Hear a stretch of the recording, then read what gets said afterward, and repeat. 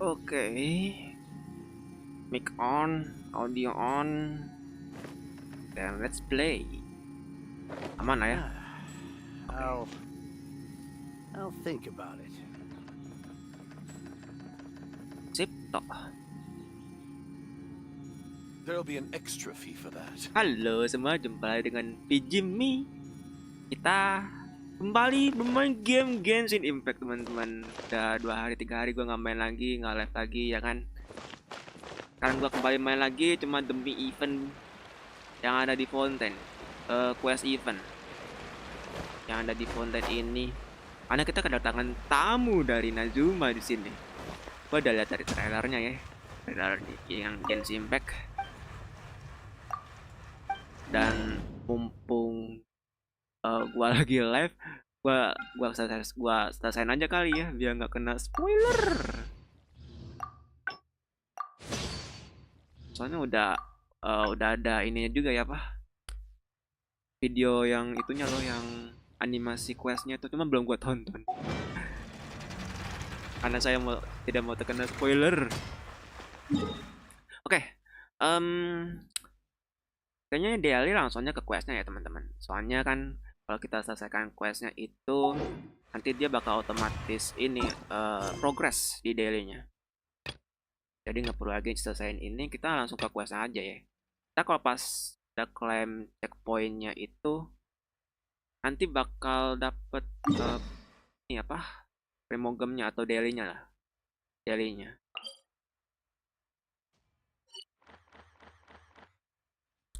Oke, kita di sini nih.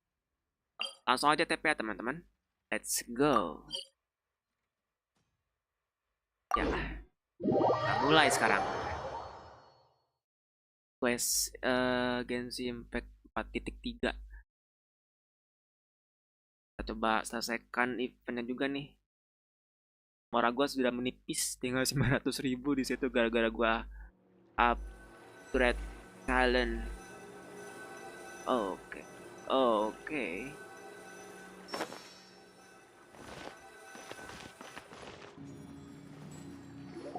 Gue pengen tahu nih ceritanya.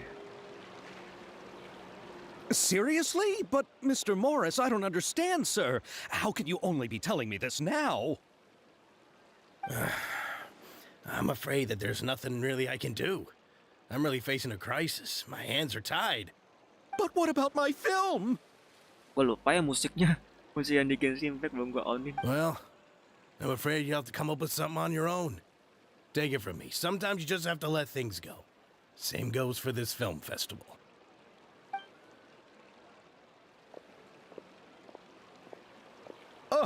Oh.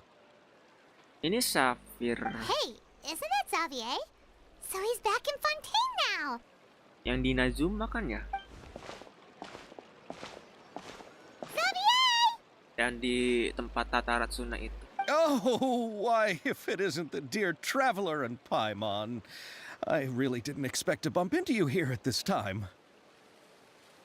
Lama tak jumpa, Safir. Well, I was doing just fine until I received some terrible news just now. The investor I was working with for my upcoming film has fallen upon some hard times and is no longer able to provide the promised amount of funds. Can't you just find a different investor? Unfortunately, that's not how it works. We had signed an agreement specific to the Fontaine Film Festival, stipulating that I cannot work with any other investors until the festival is finished. Film Fontinalia. The Fontaine Film Festival? What's that? Oh, is this your first time participating in Fontaine's Fontaine Film Festival? Then allow me to fill you in. The Fontaine Festival was established to commemorate the legendary Loch Knights, who went on a quest to search for the Oceanids, and eventually welcomed the Hydro Arconageria. The holiday is deeply connected to the founding of Fontaine, as well as its unique laws and trials. It's one of the most important festivals for this nation. But what's with that weird expression on your face? It's like you're trying really hard to remember something. I was just trying to recall the exact description from the books in order to avoid any unnecessary arguments over semantics. I usually try to recite things straight from the source. Well, either way, Paimon thinks she gets it now. It's just like the Windbloom Festival in Mondstadt, and the Lantern Rite in Lille. Yes, those are festivals of a similar variety. Who doesn't like a good festival? And just like those of other nations, Fontaine will hold a plethora of events around this time each year. To commemorate the Lock Nights, people will imitate them by putting on special costumes, raising golden cups, and going door to door asking for pure water. But a few years ago, Lady Farina started to find the whole idea a little drab, and so decided to change the part about pure water to sweets. That really doesn't surprise Paimon at all. The whole thing seems more akin to a carnival now, and it's quite popular among the kids. Every year you can hear a bunch of them saying, "Trial or treat." Oh, that sounds pretty fun. But how does that connect back to the film festival you mentioned? Ah, yes, it appears I've strayed off topic. I just got too excited after seeing you. Let me get back to the point. The Fontaine Film Festival is an event proposed by the Fontaine Film Association this year. Now that film technology has matured as a medium, it's the perfect time to introduce more people to the art form. During this time, people may submit films to be evaluated, and the entry with the highest score will be given the Farina Award by the association. The what award? The Farina Award. You know, after the Hydro Archon. They coined it while Lady Farina was still in power, but even though things have changed, no one has made any motion to update the name. Nama akun HONKAI itu mereka nentukan. Perhaps everyone still thinks of it as a pretty appropriate name. Even though she isn't the Hydro Archon any longer, Lady Farina is still Fontaine's superstar. Anyone with eyes can see the way she shines on the stage. Huh. Alright. Guess the name does work pretty well when you put it that way. Oh, but who would have guessed there'd be an issue with the funding?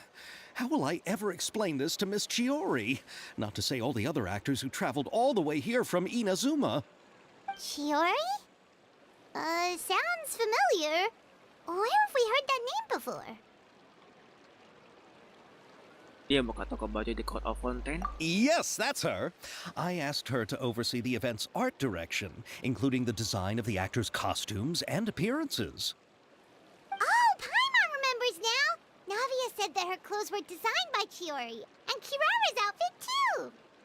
How to describe her? Well, she tends to be pretty direct and can be very forceful when it comes to dealing with people. The fashion world in Fontaine has dubbed her the Thundering Seamstress.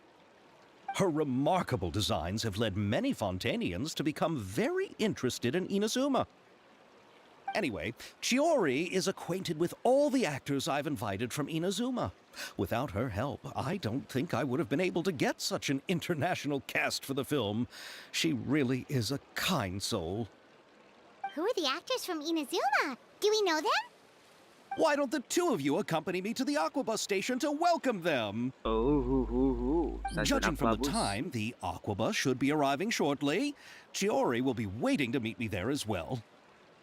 Kenapa gua nggak ngeh ya teori ini? Apa mungkin ada di sebuah quest gitu terus gua lihat Miss Chiori ini. Gerak senapan memecah keheningan dimulai. I see. Oh.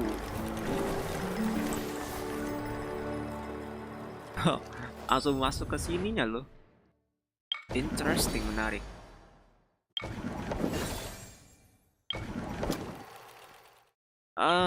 Coba ya kita ikutin dulu questnya. I'm all for work-life balance, but I think this is pushing it. Ya, coba kita ikuti dulu. Court of Fontaine. Bentar, gue bisa interact ya kah? No, belum. Belum ya.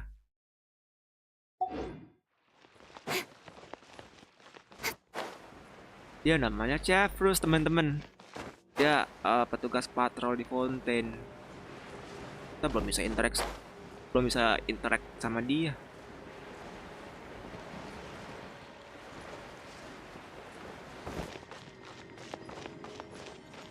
Primogemsnya dapat berapa ya di pen ini? Ceban kah?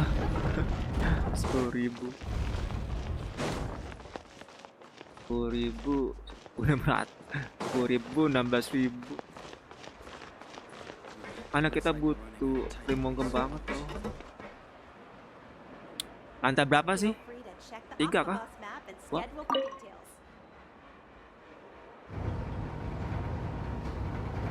Soalnya ada apa? Nanti kan ada Raiden Shogun, terus sama Yoimiya di PS2. Sekarang aja Benda Navia sama Ayaka. Terus di fase 4.4 nanti, oh benar di sini. Rumornya bakal ada Xianyun. Ya apa ya? Kayak bentuk form dari Cloud Retainer gitu loh.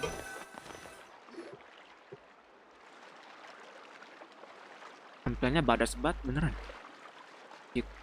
Xianyun itu. Ini Chiori?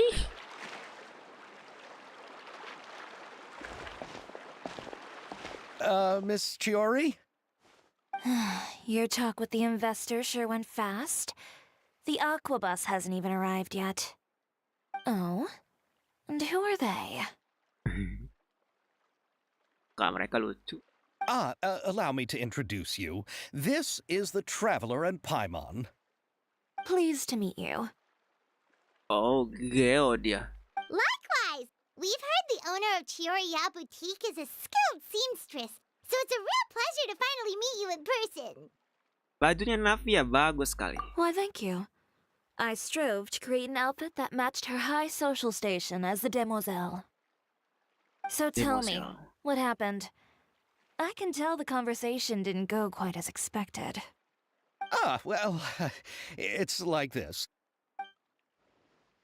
Xavier menceritakan kepada Miss Chiori. Ugh. I know, Chiori, you don't have to say it. You did remind me that this investor was a little bit sketchy. Yes, there's no doubt about that. But how could I pass it up? He offered me twice as much as the others. And therein lies the problem. Yes, but just put yourself in my shoes. After obtaining such an excellent script, it's only natural that I would want to make the most of the film. The budgets that the others had proposed were nowhere near enough. It's difficult to find someone willing to front such a large amount of mora, so... Don't be sad, Xavier. We might be able to help scrounge up some more together for you.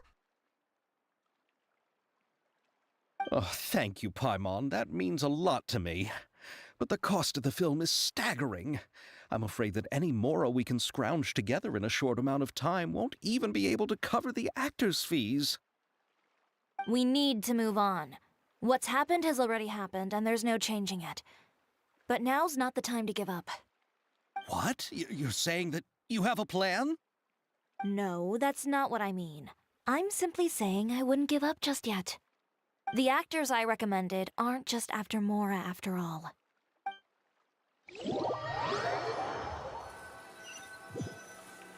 Bukan aktor semata katanya.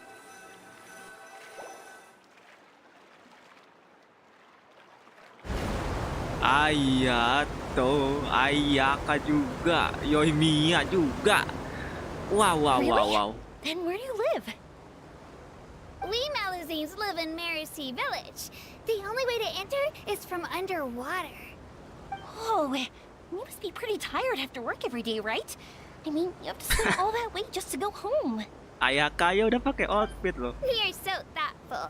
But some Malazines choose to live in the court of Fontaine because it's so much more convenient. And this is our stop. Oh, we've arrived, but I haven't even finished chatting with Evil yet. Ih, sumpah I ini. also enjoyed Aval's Mereka introductions ini to cocok Fontaine banget loh. along the way. Everything you described was so clear and detailed Apa sih kayak that we perkumpulannya can't gitu? help but want to hear more. Thank you so much. I'm usually working here on this aqua bus, so I hope I'll have the chance to see you again. There are still many more places I'd like to introduce to you.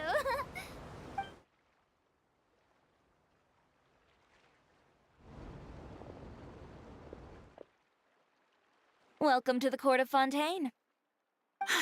Chiori, you sure have changed a lot. This is the first time we've seen you since you left Inazuma. I haven't realized it's been so long. I was in such a rush when I left that I didn't even get to say goodbye. Thank you for extending the invitation, Mr. Xavier. I'm looking forward to a fruitful trip here in Fontaine. It's an honor to have the head of the Kamisato clan visit us. So they're who you meant when you said you had actors coming from Inazuma? Oh? It's the Traveler and Paimon. Wow, what a coincidence! Ayaka and I were just talking about you on the way here. Are you also here for the film? We just ran into Xavier earlier and came over with him. But I'm not an actress. Sir Kamisato and Lady Ayaka are the real actors here. I'm just tagging along with Ayaka to have a good time together. About that, I mean, how was I supposed to contact you when I was making preparations for the film? I figured you were probably busy, and I didn't want to disturb you. So I could only keep you in the back of my mind while I sought other actors to play the lead roles in the film. I had been thinking about a surprise reunion with you during our trip here, but you still managed to surprise me first. Oh, so you all know each other already. My, what a coincidence. What are the chances everyone could be brought together here like this? Why don't we go to Hotel de Boer and catch up over a meal? I've already made a reservation. Huh? Did you reserve 2 spots for us too? Yes, of course, of course. I'll be sure to tell the boss to serve a few more delicious dishes just to make sure there'll be enough food. Very well. Then please, kindly lead the way, Mr. Xavier. Langsung diajak makan ke Hotel de Boer. Ramai-ramai ini nih menarik. Wow, the buildings in Fontaine are so tall. Just look at how big they are. And there's the fountain that Aval mentioned earlier. It really is a magnificent sight. Enak banget kalau main di PC asli. And look at that huge spinning sphere. Where does it get its power? Grafiknya Wait bagus a banget. sec. Could it be one of those clockwork mecha we've heard so much about?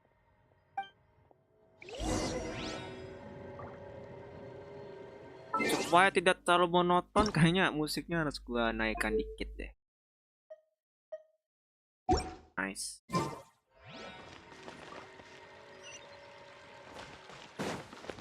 Ada 3 orang yang ada di Fontaine. Yoimiya, sorry, 3 tamu yang ada di Fontaine. Si Yoimiya, ke atas kah? Yoimiya, Ayaka, Ayato. Oh, sama ini juga, Safir. Di NPC kita itu, teman-teman. Dia tuh NPC yang ada di Inazuma yang di Tatarasuna itu kan ya, kalau nggak salah.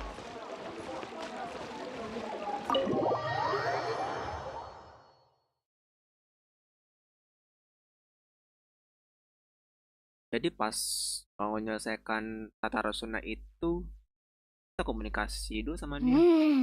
So this is what food from Fontaine is like. It sure is different from what we have in Inazuma. How should I describe it? It seems like you have to go through a lot more steps to make them. And the flavor has many layers too. Yes. When I first went to Inazuma, I actually thought the food there tasted a little too bland. It took some time for me to get used to it. Let's get back to the purpose of this trip for a moment, shall we? How have preparations for the film been coming along, Mr. Xavier? Well, I've already assembled most of the film crew. A lighting specialist, a prop manager, and a costume designer. I've also bought the copyrights from the novel's author. Oh, it's called The Two Musketeers, right? I read the script you sent me on the way here. The story is pretty good.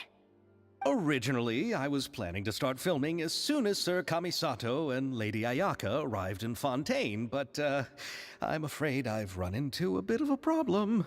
Oh? What is it? It has to do with the film's investor, Mr. Morris. He suddenly informed me this morning that he's encountered some financial trouble and will be unable to release to me the amount of funding agreed upon. It's said that Fontaine's legal system is well developed. If he has violated the contract, then can't you simply take him to court over the matter? Well, I'm still more concerned about filming. Even if I were to take him to court, I'm afraid it would take months before the case could even be heard. Then, is there a way we could raise funds ourselves to solve the problem? I've considered that option too, but unfortunately, it's difficult to gather such a large amount of mora on such short notice. Besides, we have to consider the film festival's submission deadline. Mr. Xavier, if Ayaka and I were willing to perform for free, would that resolve the problem you are currently facing? Oh. What? No, out of the question. To have you come all this way just to act for free? Oh, no, that won't do. There's no need to worry, Mr. Xavier. My brother and I had actually intended to work for free after receiving your invitation. Inazuma has only recently reopened its borders, and needs to strengthen its relations and cultural ties with other nations. We didn't have many collaboration projects with Fontaine in the past, so we hoped this trip would serve as a good start for the future. Indeed. You could say that's the real reason why the Yashiro Commission agreed to come to Fontaine. I understand, but having you two act for free just doesn't seem right. Not at all. While we're officially here to conduct a cultural survey of sorts, we must express our sincerity if we want to establish formal cultural ties with your nation. This film will serve as proof of friendly cooperation and cultural exchange between Inazuma and Fontaine. It's my hope that the film can be finished and released as smoothly as possible. If you still don't feel comfortable with this arrangement, I would also be more than happy to be introduced to some other renowned individuals in Fontaine's literary and artistic circles. All right, I'll do as you say. Thank you so much. I'll make sure to cobble together enough mora now, even if it means selling my house, my camera, and every single family heirloom. Come on now, no need to go that far. I'll also help you out as a brand sponsor. We will help you too. Me too! Even though I didn't bring much more to spend on this trip, it's still better than nothing. You are too kind, all of you. I really don't know how to... Ew. All right, enough about that. Now that we have Xavier's savings, my support, and 2 leads who are willing to act for free, I think we will be able to make this happen. So, instead of Mora, you'll help with filming and production. Oh, but how can we help with that? We don't know much about making a film. All right, pull yourself together, Xavier. Tell us if there are still any open positions left among the crew. All right. Let me think. We still need a camera operator, a clapper loader, and someone to manage logistics. I originally wanted to personally serve as director, but I've been too busy working as the producer. So the positions of director and director's assistant will also need to be filled. Paimon knows what the director and the logistics support person do, but what's a clapper loader? The clapper loader is responsible for using the clapper board to record and organize the information of each shot when the camera operator begins shooting. The work requires both patience and careful attention to detail. A clapper board? Oh, you mean the thing they hold that goes clap whenever they start filming? Yes, that's right. Are you interested in that job? For sure! Paimon's always wanted to try that! All right, then you'll be our clapper loader. I can find someone from the store to help with logistics. What do you think, Xavier? Fine by me. As for our camera operator, I was thinking of letting the Traveler take the role. Oh, she's great when it comes to using a camera. Paimon can't even count how many things we've taken photos of during our journey. Yes, that's also what I was thinking. I noticed the Traveler had an eye for photography and composition when we worked together previously. I'm sure that's due to the Traveler's journey across Devat and all the places they've seen. After so many adventures, using a camera must be second nature by now. What do you say, Traveler? Are you interested in the job? Interested. Thank you. It really means a lot to me. Come on, friend. Let me give you a big warm hug. So all that's left for us to find is a director and an assistant. Oh, me! I want to be the director's assistant. All we need to do is help the director, right? I can handle that. All right, then all we need is a director. Oh, all the well-known directors in Fontaine are probably also busy working on their own films these days. I'm not sure who will have time to help. Oh, Farina helped out a theater troupe recently by serving as an artistic consultant. She could be a good director, right? Besides, it's not like she has anything else to do right now. Farina? Do you really think Lady Farina would be willing to help us with our humble project? Isn't that the name of Fontaine's Hydro Archon? My brother has already informed me about what happened here in Fontaine. Yep, that's her. She helped out a theater troupe not too long ago, and now she's taking up work as a director. Well, I saw that musical. Her performance was perfect, and the storyboards were also excellent. Don't let her former identity intimidate you. She's the best candidate we can think of right now. You'll never know until you give her a shot. Fine. You're right, Shiori. I'll do anything for the sake of my film. Anything! Then I'll have to ask the Traveler and Paimon to show me the way to Lady Farina's residence. I just hope she'll agree to help. Do you need us to also come along? No, there's no need to trouble you with this. Besides, you've just arrived in Fontaine, and I'm sure there are many places you would like to visit. Just leave this task to me. It's part of my duties as the producer. Very well. Then we'll be waiting to hear the good news. I'll go with you. By the way, you might want to consider bringing a gift. And don't worry, we won't simply drop you off at Farina's place. We know Farina pretty well by now, so having some familiar faces there should help your chances. Besides, the whole thing was our idea in the first place. All right, then I'll start making preparations. As for the gift... A gift for someone who was once seen as the Hydro Archon. I wonder what she would like. I recall that Lady Farina once fancied a clockwork ring, so perhaps I should get another exquisite clockwork contraption for her. Huh? Can't we just bring some desserts, like the Fontinalia mousse? But wouldn't that be a little too cheap? She does like desserts, though. Isn't the Fontinalia festival happening right now? I heard Abel tell us on the Aquabus that Farina introduced the tradition of going door to door and asking for sweets. To do something like that, she must have a real sweet tooth. I agree with Yoimiya. If the gift is too fancy, it might actually make her feel more uncomfortable. Alright then, let's go buy some Fontinalia mousse.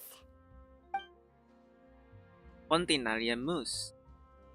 But will that really be enough? We'll be asking her to do a lot of work, you know. You're right. We need to further sweeten the deal. Huh?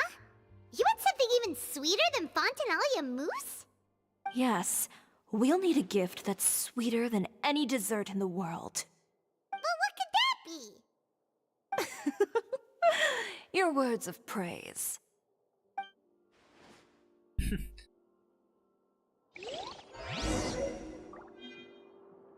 Oke.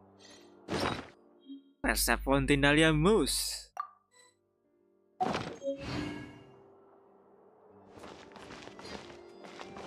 Ayato? Looking forward to the good news. Oke. Menunggu kabar baik. Kalian berdua? You go ahead. No need to worry about us. Oh, I hope Farina will like the gifts we prepared. Oh, and if you still think we should get something else for her, just let me know. I should be able to make some fireworks. Very well. Kita ke tempatnya Farina sekarang. Ada lagi bisa kita interact. Let's go. Gue lupa sini. Di rumahnya dekat tempat itu ya, Pak? Tempat tempat. Tanpa or.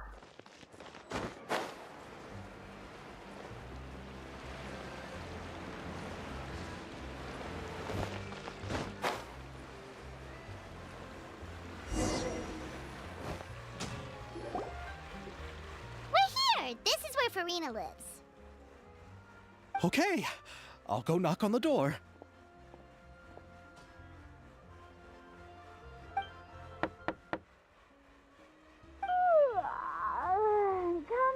Coming. Seriously, who's knocking before afternoon tea? Huh? Who are you? Lady Farina, please allow me to introduce myself. I am Xavier, a film director. Hello. Oh, is that the traveler in Paimon I see behind you? And who's this? I'm Chiori. Ah, the one from Chioria Boutique. Hello, hello. So, what are you all doing here? Do you need something? Did you just get up, Farina? It's already past noon, you know. Huh? Oh, Paimon means the weather is so nice in the afternoon and the sun is so warm. Just like how you make us feel. Sleeping in late is a really smart idea. No. I was just up late last night reading some novels. What does sleeping in have to do with the weather? This is a small gift we've prepared for you, Lady Farina. We hope you like it. No need to be so formal. I'm just a regular person like everyone else now. Oh, is this Fontinalia mousse? It's one of my favorites. That's great! So, actually, there's something we need your help with. Given your renowned passion and understanding of drama, I would like to ask that you serve as the director of our film crew. Oh, but didn't you just say that you're a director? Yes, but for this particular project, I'm mainly working as a producer. Besides, I'm sure that your understanding of the performing arts far surpasses my own, Lady Farina. Are the Traveler and Paimon also part of the film crew? Yep, we sure are. Paimon's the clapper loader and she's the camera operator. Camera operator? That can be a pretty technical job, and it directly affects the final quality of the film. Are you really up to it? Oh, lihat. No, I'm not questioning your abilities. It's just that I've never really seen you use a camera before. Maybe you can come up with a test for the Traveler and see for yourself. If she can satisfy you with her camera skills, then you'd have nothing to worry about and can join the team. What do you say? You sure are getting better at rolling with the situation, Paimon. Oh, I do wish to see how skilled the Traveler really is with a camera. All right, how about this? We'll work with what we have. I'll give you some scenarios and see if your work is up to my standards. Ready. Very good. It's essential for the camera operator to understand the director's vision. I'll make my decision after seeing your work. Are you ready? I have high standards, you know. Okay, grab the camera and I'll give you a scenario. Estelle adalah pemilik Belmont Workshop.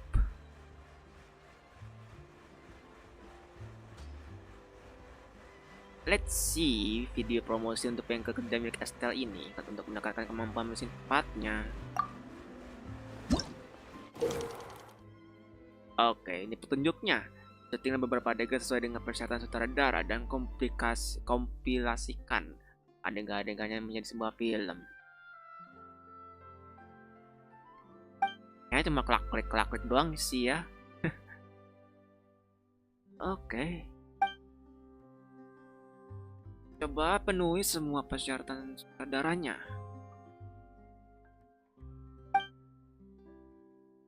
Very well.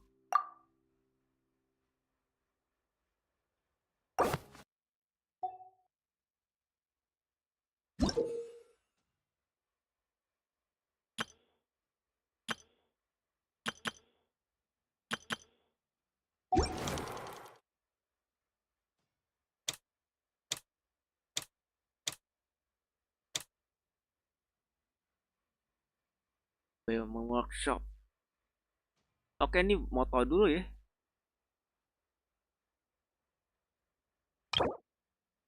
Posisi kamera dengan sudut pandang pengambil gambar terluas. Oke. Di kamera, oke.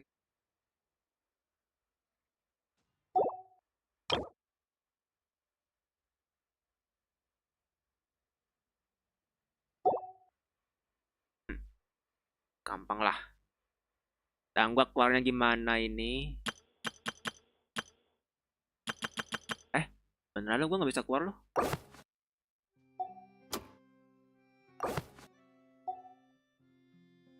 Beneran. Gua ada tekan tombol escape loh. Keluarnya gimana ini? Beli dulu, udah terus.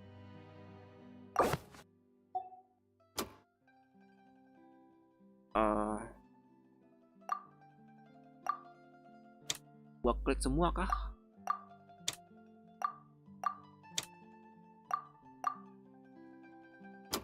Semua posisi kamera. Oh.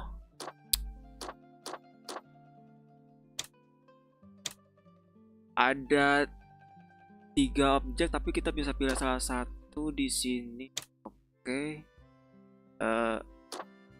Oke. Ada yang suasana saat saya bekerja dengan santai. Oke.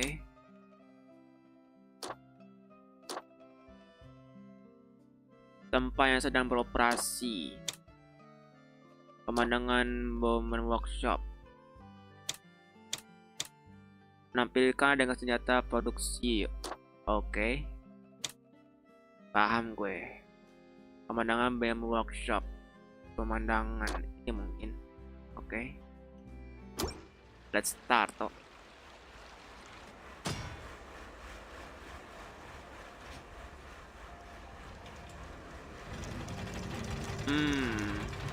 Jadi kayak video ini ya, dokumentasi.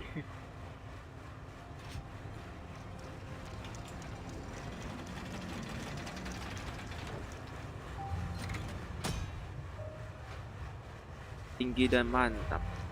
Kalau kamu mau cari senjata, sudah pasti ke Belmont Workshop. Keren. Oh, it appears that you have more skill than I thought. Iya ya, namanya juga kayak video narasi gitu ya. Harus dibacain gitu. All the shots had a great composition, and Paham, I could saya really paham. feel a connection to the characters and their lines. Gue pikir harus satu-satu gitu loh teman-teman. Ternyata harus semuanya gitu gua pilih. Dari 3 objek itu pilih salah satu yang pas dan tepat sesuai dengan deskripsinya ya. Yeah! Does that mean you agree to be our director, Farina? Did you think I would agree just like that? After our performance of the Little Oceanid, I've begun to make a name for myself again, you know. In fact, I've already had several troops approach me for the Fontaine Film Festival. Unfortunately, the scripts were all pretty boring and didn't pique my interest. If others were to find out I agreed to work with you so easily, then, well... Hey, but didn't we have a deal? What else do we need to do to convince you, Farina? Well, what about the pay? Huh? You know, how much you're willing to pay me to be the director? The pay is also an important factor for me to consider, you know. Well, I can offer you this much. Dibisikin. What? That's all? If Nervilat were to hear of this, he could charge you with underpaying your labor. I'm sorry, but our crew is in a tight financial spot at the moment. I see. Well, even though it's highly unlikely now that I'll join your crew, there's still something I'd like to ask. Exactly what film are you planning to make? Oh, our script is an adaptation of The Two Musketeers. The Two Musketeers. Wait, you mean the suspense thriller novel that was a #1 bestseller? Oh, so Farina's read it too. Of course I read it. I've always had a keen interest in artistic works that strike a chord with the populace. I see. It all makes sense now. You must have used most of the budget to pay for the copyright. Not really. The novel's author transferred the copyright to me practically for free once he heard that I wanted to make a film adaptation of the story. The lack of budget is due to another issue. He probably just wants to get his name out there. So, Mora isn't the most important thing to him right now. It reminds me of a delivery courier who wears one of my designs while traveling all across Teyvat. I didn't charge her much for the outfit either. The exposure she provides for my brand is well worth it. Yang dimaksud Kirara kali ya. Kurir itu. So, are you a big fan of this story, Farina? Well, it's all right. The pacing of the story is good, but the character relationships could use some work. When I was reading it before, I always felt like some things were left on a rather unsatisfactory note. I have high standards, you know. Ahem, Mr. Xavier, if, hypothetically speaking, I agree to be the director, how much freedom would I have in terms of script revisions and creative interpretation? Oh, as much freedom as you would need. I wouldn't dare doubt the tastes of Fontaine's greatest star. Good. Then I'm free to alter the script as I see fit. Absolutely, no problem. All right. It seems that your crew really can't go on without my care and direction. So, you agree? Yes, I agree. Although the pay is well below what someone of my caliber deserves, a great script calls for a great director. I mustn't let a perfectly good story be ruined due to lack of funds. If you have fine cheese and bread, you wouldn't just let it sit on the counter and get moldy just because you lack an oven, right? Bagus banget analoginya. Oh, Hydro Archon above! I'm not dreaming, am I? Somebody pinch me. There's no more Hydro Archon, you know. And it's still a little early to celebrate. There's a lot that goes into shooting a film. Although the trickiest tasks of finalizing the script and casting the actors have already been taken care of, we'll still need to reserve filming locations. Not to say set up lighting and props. And by the way, since we'll be filming The Two Musketeers, we'll need to find an action choreographer. Ideally, a professional who has actual experience with muskets. Yes, I've thought about this as well. I was hoping that you might know someone who could handle the job. Me? If this was before, I could have simply asked Florand. But it's already been some time since I last talked to her. Navia can also use firearms, but unfortunately, her style is quite different from that of the characters in the story. Could we ask the Special Security and Surveillance Patrol? Oh, you mean the Special Patrol's musketeers? Yes, that's right. They work with muskets every day. I can't think of anyone more qualified than them. They would be under Nervilet's jurisdiction. Unfortunately, I, don't have any connection with them at all. So, In the end, we still have to start by talking to Nervalette. No need to Okay. go to all that trouble. I know their Captain Chevres. Oh. Oh, you do? Wait, Chiori, how do you know the captain of the Special Patrol's Musketeers? No particular reason. Running a business means dealing with some trouble from time to time, and she's helped me out on a few occasions.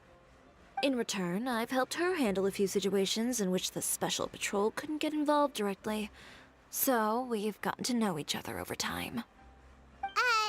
So you're saying there's been times when the Special Patrol needed a fashion designer to handle a situation?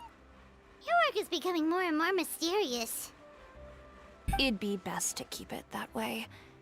Anyway, enough about that. What do you all think about asking the captain to be our musket action choreographer? She sounds professional enough. She is a captain after all. I have no objections. But I imagine the Special Security and Surveillance Patrol must be busy with their duties. Do you think she'd really have time to help with shooting a film? And then there's the issue of pay. Well, it just so happens that she's also not the kind of person that's just after Mora. As for whether she has time, I'll have to go and ask her first. Then I'll leave that to you. Macaroni's on sale today, so I've got to go. You can just tell me how things went when we discuss tomorrow's plan later. No problem. Having Farina join feels like a big boost to our team. Of course. Just wait until the day of our premiere. You'll witness the true power of my name in these lands. You'll be so glad I agreed to help. I can guarantee that even the standing tickets will be sold out. I'll be sure to ask some people I know to see if they'd be willing to act as extras. Seems like you're finally getting more comfortable with your own reputation now. I didn't ask for the Clapper Loader's commentary, Paimon. Then let's get going. I happen to know where Chevres is today. By the way, I'm curious. If my pay is so low, then what about our two lead actors? Didn't they travel here all the way from Inazuma? Actually, they told us that they see the trip as part of a cultural exchange, so they didn't ask for any pay. What? So is every person in Tevat who doesn't want money gathered here to shoot this film? Don't tell me Chiori isn't being paid either. I already knew Xavier from before, and he's also agreed to give my brand some good exposure. It seems the gods have really smiled upon you, Xavier. And that certainly doesn't include me, mind you. Cuma orang-orang yang di Fontaine pemerannya mereka nggak butuh duit. Besides the macaroni, I should also pick up some tomato sauce. Dia doyan ngemil ya si Kurina.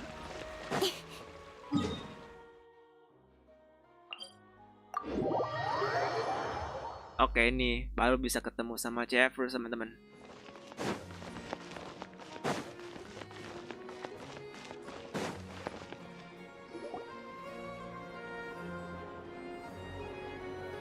All right, this is the place.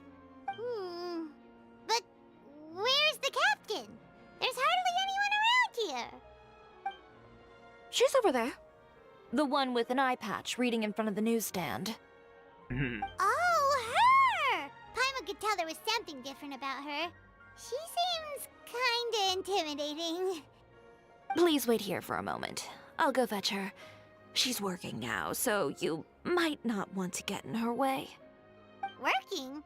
But isn't she just standing there and reading a novel? Just trust me. Oh, alright, let's see what happens then. Chiori sure is a mysterious person. She claims just to be a fashion designer, but she knows all these powerful people. The court of Fontaine isn't particularly tolerant of visitors from overseas, so it isn't easy for a foreigner to promote their brand here. Even more so in the competitive world of fashion. Even a local like me just trying to make a film has to face all kinds of challenges. So I can only imagine what Chiori has been through to get where she is today. I'm sure that having more connections has definitely worked in her favor. Reading on the job? Detective novel. One main character? No. Multiple. Branching storylines. I see. How's the plot coming along? One of the main characters is about to make a choice that will affect the rest of his life. I'd wager he's going to make the wrong choice. Any way to speed things up? There's something I need your help with. You know that doesn't depend on me. It all comes down to what the character chooses. Which is exactly why I'm here to help.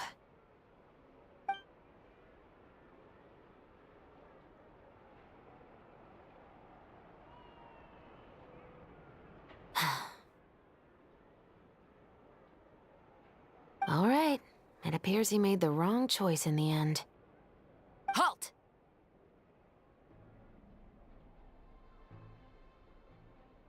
Huh? What's going on? Hand over whatever you're holding. Oh, it's just a book. I didn't buy anything else. Then I'm sure you wouldn't mind letting me have a look.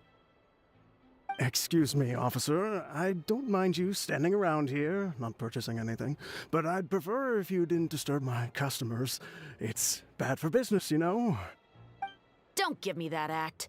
You won't be able to get off so easily either. I am Chevraz, captain of Fontaine's Special Security and Surveillance Patrol. I will say this one last time. Hand over whatever you're holding at once. And before you do anything unwise, let me remind you that I'll have you on the ground before you can even think about making a run for it. All right. I'll give it to you. But please let me say something first. If there's any contraband in that book, then the shopkeeper here is the one who slipped it in. I don't have anything to do with this. Why, you trying to leave me on the hook, huh? You were the one who said you wanted it. Save it for the interrogation room. Take them away, Letelier. Oh. What's going on here? 1 second you're reading a book and the next you're escorting people away! And who are... Oh! Aren't you the traveler who's been all over the papers recently? Chiori, I'm assuming what you wanted to ask me about has to do with them, right? Maybe I can let you in on what's happening then. Now that Vache has been brought to justice, no new shipments of synth will be made and distributed to sellers. The Fontaine guards have been busy collecting the remaining synths still circulating on the market. Thanks to a tip from our reliable source here, this should be the very last batch. Oh, so you were pretending to read a book in order to catch the bad guys! Oh, Paimon almost forgot to introduce ourselves. Paimon is Paimon, and this is the Traveler and Kaget gue. Xavier! Itu CMD-nya keluar tiba-tiba, sial. Untung pakai game capture. Hey, I'm Chevraz. You probably already heard me introduce myself, so I won't bother repeating it. CMD-nya apa komen promnya keluar. Nggak jelas. Yeah, why didn't you make a move as soon as you had the chance? Were you worried that my intel wasn't accurate? No, I wanted to see if the shopkeeper would turn himself in first. All he had to do was come up to me and say that he didn't know where the synth had come from. If he did that, then I wouldn't have had to press charges on him. He had the whole day to turn the synth over to Chevraz. But instead, the moment I came up and blocked Chevraz's line of sight, he took the opportunity to sell it off. Yep, he made the wrong choice, even though the right choice was right there in front of him. But you knew they wouldn't make the right choice. Yeah, I knew. I was just hoping I'd be wrong for once. Enough about that, though. What did you want to ask me about? Oh, you see, it's like this. Menceritakan kejadian sebelumnya. The Two Musketeers. You certainly have a good eye for a story. So what do you need me to do? Just be the action choreographer for the actors? Yes, that's right. I want to make sure we get all the details right. I want the actor's posture and understanding of firearms to be as realistic as possible. However, I'm afraid this work will require a bit of your time, since you'll have to be present whenever we're filming. Also, as for the pay... No need to say any more. I'll join. Huh? Just like that? Really? You're willing to help us with our humble film project? Sure, it's no big deal. As I said, we've wrapped up our investigation here, so I don't have any other tasks on my plate for the moment. Besides, I personally really like this novel. I even have the collector's edition at home. Stories where justice prevails over evil never get old for me. Then we've got a deal? Yes, I'll see you on set tomorrow. Oh my! I can hardly believe it! I should tell Lady Farina immediately. Oh, and I must tell the prop manager and lighting technician to get everything ready. We start filming tomorrow! Calm down, Xavier. The film is going to take more than just a day to finish. Still, I should also head back now and start preparing the actors' costumes and makeup. Alright, guess that's it for today then. Traveler, Paimon, please stay for a moment. I have something to tell you. Then I'll take Xavier back. Poor thing. He's so excited that he can't even walk straight anymore. I don't want to spend our first day fishing our producer out of the fountain. Yep, see you tomorrow.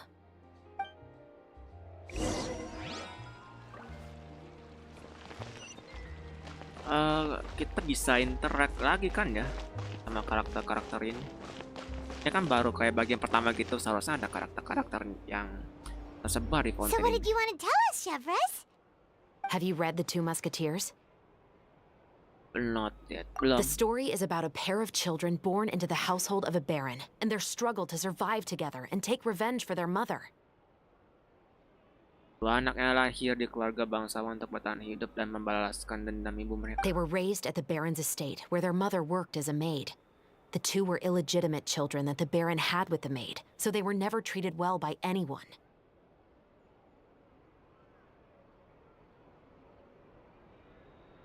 One day, upon returning home, they found their mother had been murdered and left dead on the floor.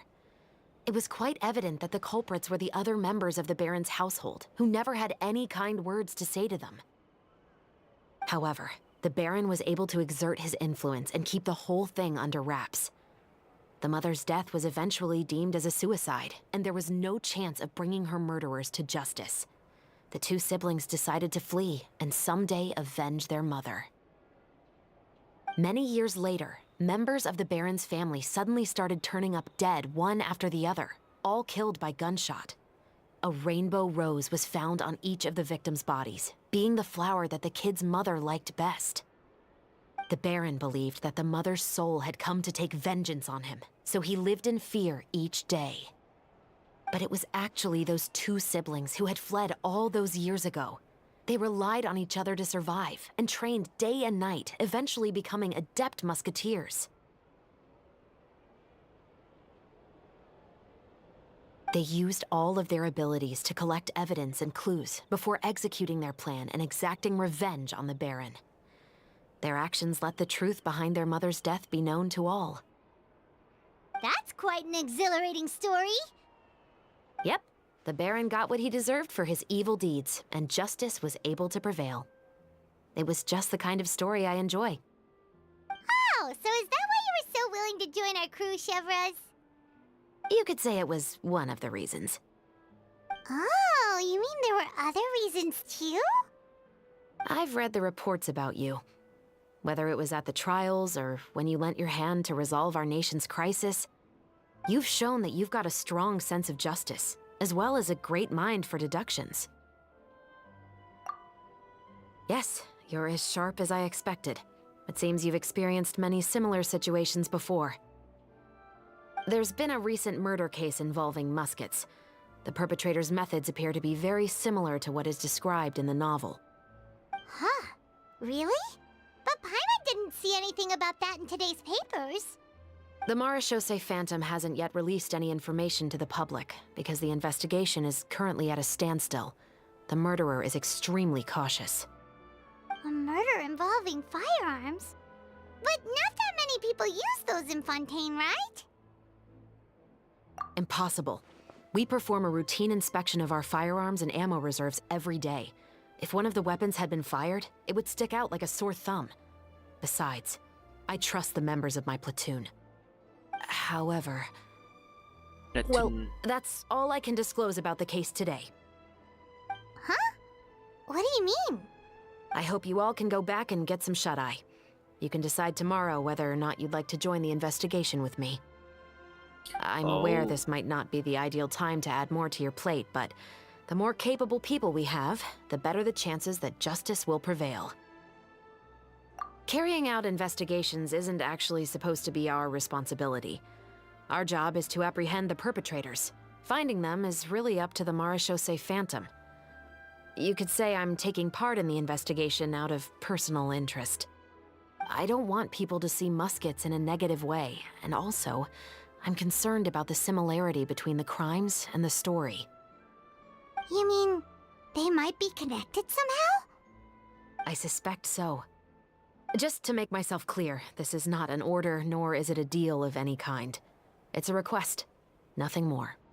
If you two have any interest in the case after we finish filming tomorrow and are willing to assist me, then I would be most grateful. What do you think, Traveler? Yeah, you're right. Paimon's getting a little tired, too. We've really been hustling all day. You'd better head back and get some rest. It's good to keep a calm mind, especially when you're about to make an important decision. Otherwise, when the moment comes, you might end up like that shopkeeper and not even realize that the right choice is right there in front of you. Oke, ada penyelidikan katanya. Ditambah lagi kita juga harus sembari ini ya, bermain film di sini. Tunggu sampai pagi berikutnya. Sebentar. Coba gue cek ke hotel di bot. Takutnya teman-teman. Ada karakter-karakter yang serba di Fontaine ini dan apa namanya bisa kita interact lagi gitu. Kalaupun nggak ada, coba gue cari lewat Google kali ya. Yang pas ini aja part pertama teman-teman. Aduh, Pak. Gue cek lewat HP dulu kali ya. Kasih skin part 1 bukan skin siapa ya, karakter gitu. Genshin Impact Event 4.3. Nah, hidden character location dari final. Oh, dari pertama coba. Dari pertama. Hidden. Oke. Hidden character Genshin Impact. Nah, ini. bentar. Gua udah lihat dari thumbnailnya, gue tahu tempatnya deh. Yang satu itu kayak di bawah sini. Coba gue cek dulu ya teman-teman. Langsung turun ke bawah dari sini.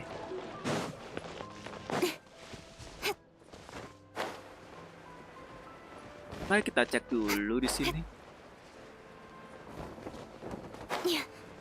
Apa iya? Oh enggak bukan di sini.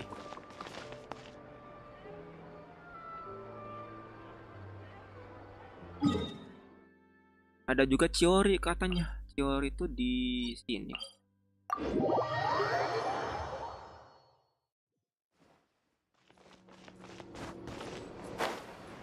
Ya benar, Chiori di sini.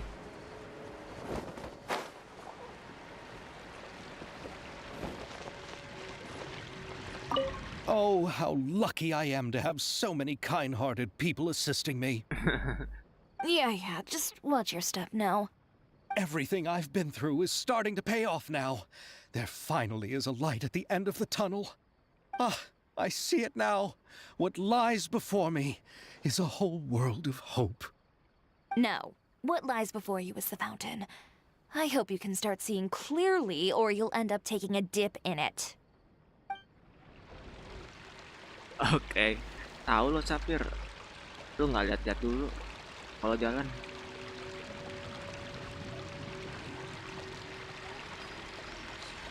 Ini juga menarik loh. Di Ayatonya bentar, ada iklan. Ya di sini anjir. Di tempat sama Myfriend cuma di mana ya? Sini kah? Di dekat Palace Harmonia. Kayak Mayumi-nya. Dia di situ. Oh.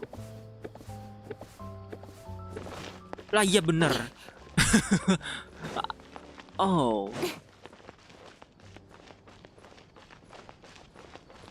Oke, gue udah dapet. Cuman ada Ayaka.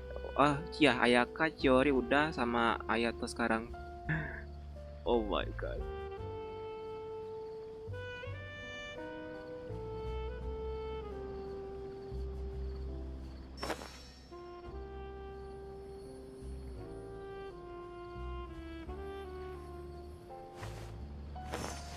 Coba. Gue pengen tahu. Indeed, Monsieur Neuvillette. I'd very much appreciate hearing your thoughts on everything we just discussed, including my initial proposal and the general direction of our potential cooperation. Your proposals are reasonable and quite well thought out. Your sincerity and wish for our mutual success was evident in your words, so there's no need to be so modest. Thank you. So, what's your decision? If you're asking for my personal opinion, I'm willing to cooperate in full based on my own opinions and my impression of Inazuma's culture. Anjir, mereka ini loh However, Fontaine doesn't run simply based on the feelings of one individual. I'm sure Inazuma must be the same. Everything must be done in accordance with the regulations that are in place. Yes, of course. I will submit a written proposal outlining the details of our potential cooperation to the Palais Mermonia within a week. And I look forward to hearing from you. Keren banget sih. Nggak bohong. Mereka ngejalin kerjasama gitu teman-teman ceritanya. Ya, Ayatonya ngajuin proposal gitu ya kan ke Myfriend, terus tinggal nunggu keputusan Myfriend. Dan ya akhirnya gitu dia ngasih jawabannya. Tapi iya si Ayaka Mayumi-nya kalau dari itunya sih di sebelah sih. Dari tempat makan gitu teman-teman, tapi kok gitu gua belum ngecek ke arah kanan. Halo, kalian berdua. Here, Yoimiya. Try some conch madeleine. Oh, you ordered it, Ayaka, so you should be the first to try. To be honest, I ordered it for you. You're fond of desserts, aren't you? Well, in that case, I guess I shouldn't refuse. Let's try some together. All right.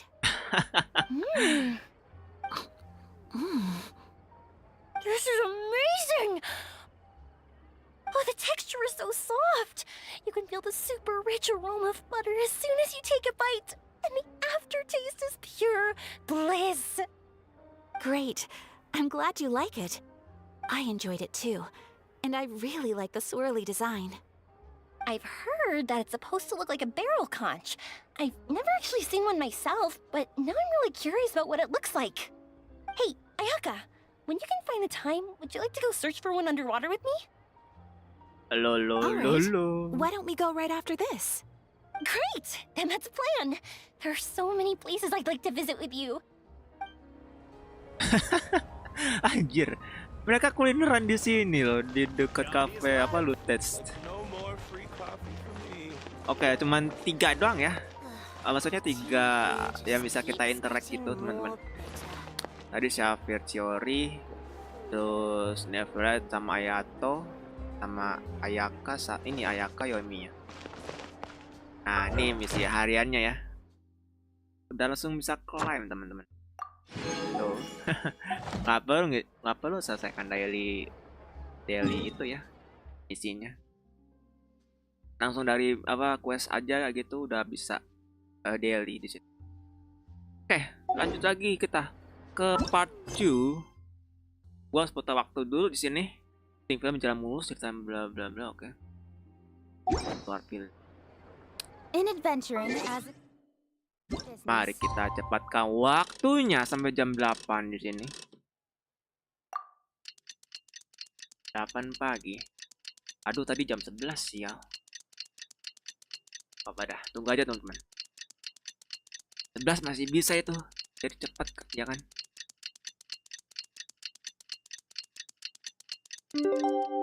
Oke, selesai. It's finally time to meet up with everyone. Ada. Paimon even dreamt of making the film last night. If Paimon remembers right, we're meeting at Hotel de Bourg. Hotel de Bourg.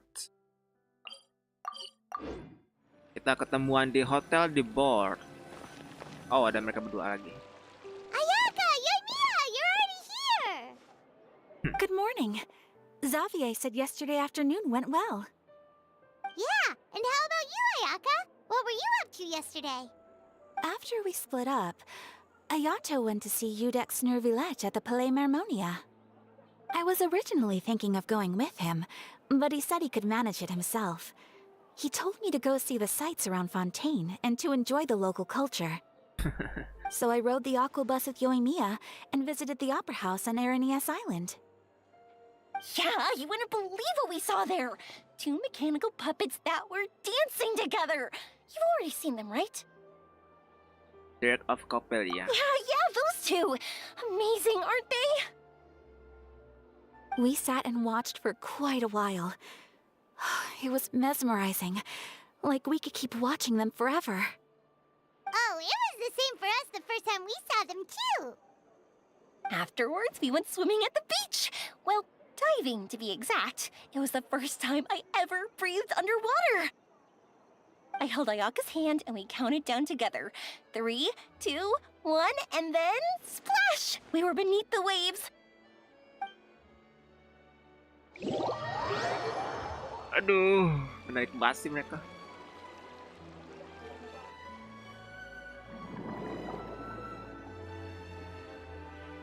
Ini langsung ke Hotel de Bourg kah?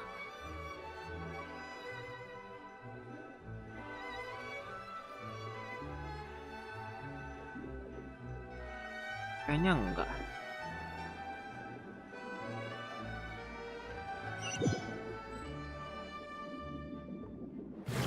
At first, I didn't dare to open my mouth. But once I couldn't hold my breath any longer, I decided to take a big breath in. Turns out the water wasn't as salty as I imagined. It didn't really taste like anything at all. Before I knew it, I was breathing like normal down there. It was an amazing feeling. Ayaka said I was too nervous and needed to loosen my grip. She got used to everything way faster than I did. I knew that the Traveler could do it, so I had no doubt we could do it too. That helped me feel at ease as soon as we dove in. The underwater world in Fontaine truly is beautiful. I love seeing the Romaritime flowers blossoming underwater, like little candles lighting up the streets at night. Yeah, and there were so many creatures that we've never seen in Inazuma. Like those fish that shimmer like a sword blade. Whoosh! Oh, and those big fish that call when they see people. Oh, you mean Hunter's Rays and Blubber Beasts. I just love the name Blubber Beast. Just wait till Pops and the others hear about this. They probably won't believe a word I say.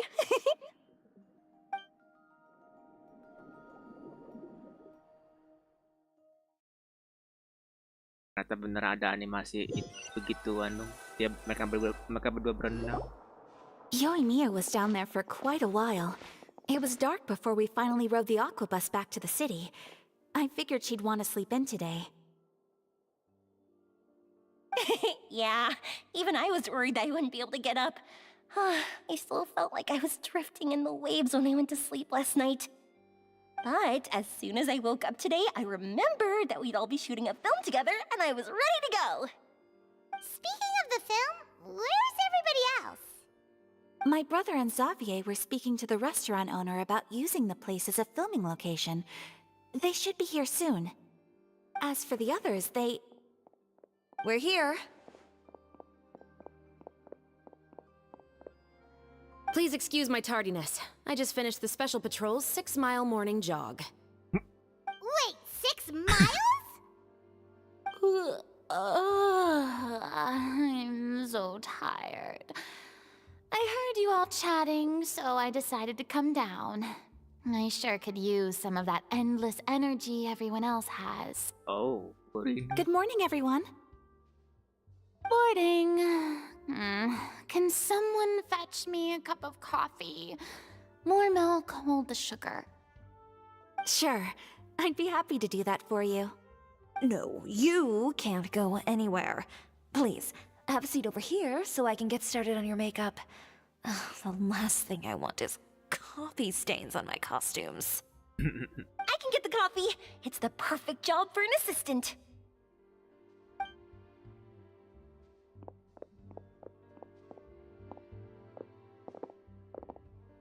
So much energy.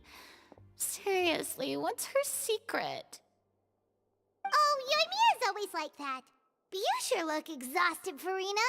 It's because you're not used to waking up so early, huh? Of course not. I spent the whole night reading the novel from cover to cover, marking sections that either need to be omitted or adapted. Wow, Paimon didn't expect you to be so thorough. Well, I was the biggest star in all of Fontaine after all. It takes more than just a pretty face to earn a reputation like that. I know how to get serious when the situation calls for it. I went all out when I was acting as an Archon, so why wouldn't I do the same for my own life? Here's your coffee, Director Farina. Oh. Oh, thank you. The sound of being called director and the aroma of coffee feels almost as refreshing as hearing the birds chirping in the morning. Ah, it seems everyone has managed to arrive on time. We've reached an agreement with the restaurant owner. We are free to use the second floor to shoot our film. Really? That's great! He is really looking forward to our film and hopes that providing his restaurant as a filming location will attract more customers. Lokasinya Hotel de Bord. Well then, Okay. Mr. Xavier, I'll leave the rest to you. Okay, thanks.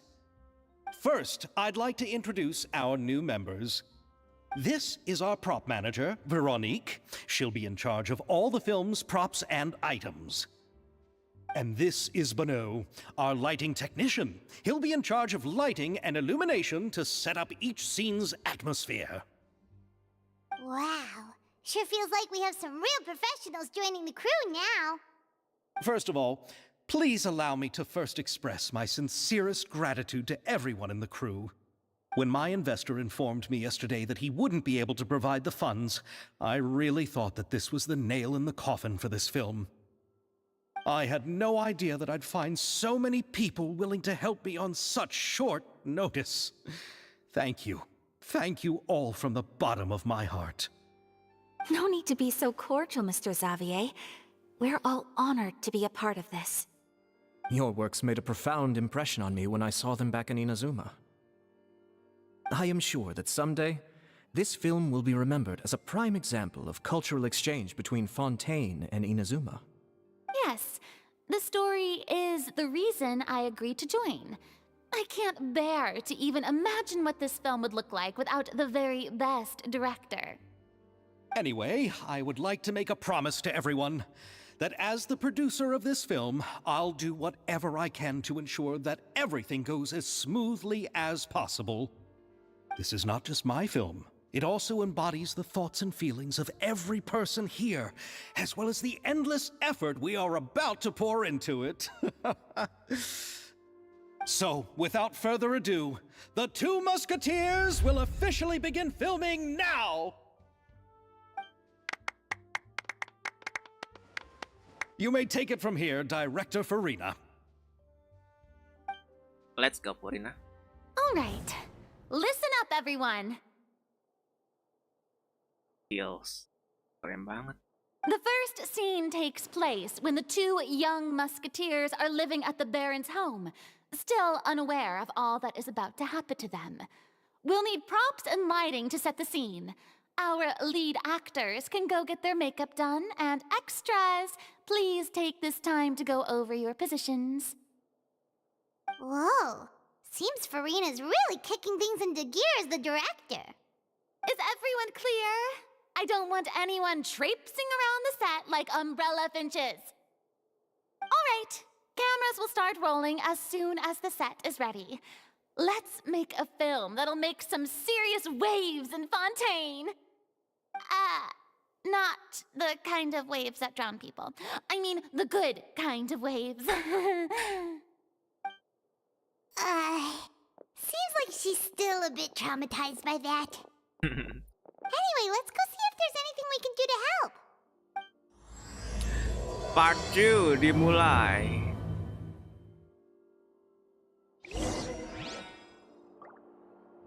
Halo Farina, Mia, dan semuanya beraktivitas di sini. Oh wow, kameranya nih, kamera juga. Wow. Farina, can I sit down besides you? I don't need any help here. Why don't you try asking someone else?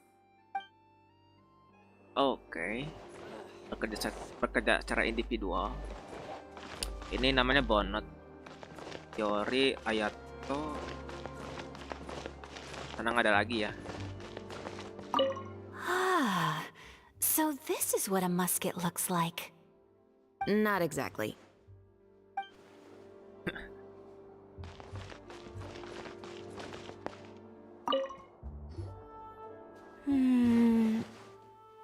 Ayaka has mentioned you to me before. She said that you two were great friends when you were kids. Oh, really? No talking. I'm thinking about how to do your eyeshadow. Ah, yes. To help me really look the part. To achieve a more young and naive look for this scene. Are you saying the wrinkles around my eyes are too deep? You just have too much of a calculating look in your eyes. You sure don't mince your words. It seems you really haven't changed much. Quiet.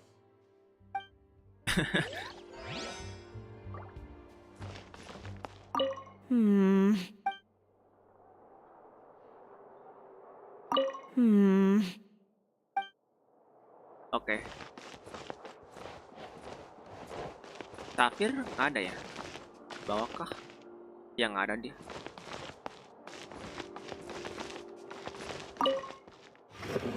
How about here? A little more to the left. You got it. Hey, Mia, do you need a hand? No, I'm fine. You know, doing the lighting is kind of like designing a fireworks show. It's interesting to imagine what kind of atmosphere the lights will create. I heard that the Traveler will be operating the camera and Paimon will be the clapper loader, right? Those roles are just perfect for the two of you. Really? Is that because it'll be easy for Paimon to hold the clapperboard while flying? Well, sure, there's that, but that's not exactly what I meant. I just think that after all your journeys together, you two must have developed a super close bond and just naturally know how to work with each other. If I'm not mistaken, the director will want the cameras rolling as soon as the clapperboard goes clack. Nanti hasilnya diedit. Oh, I see. It's amazing to see the magic behind filmmaking. Mia, we need lights over there too. Oh, on it! I've got to get back to work. Chat with you later. Oh, it's exciting to see so many people working together to bring the film to life. Looks like Yamiya's really getting into it. Energik dia. But she was right. We do have a super close bond, don't we? Paimon's really happy to hear that.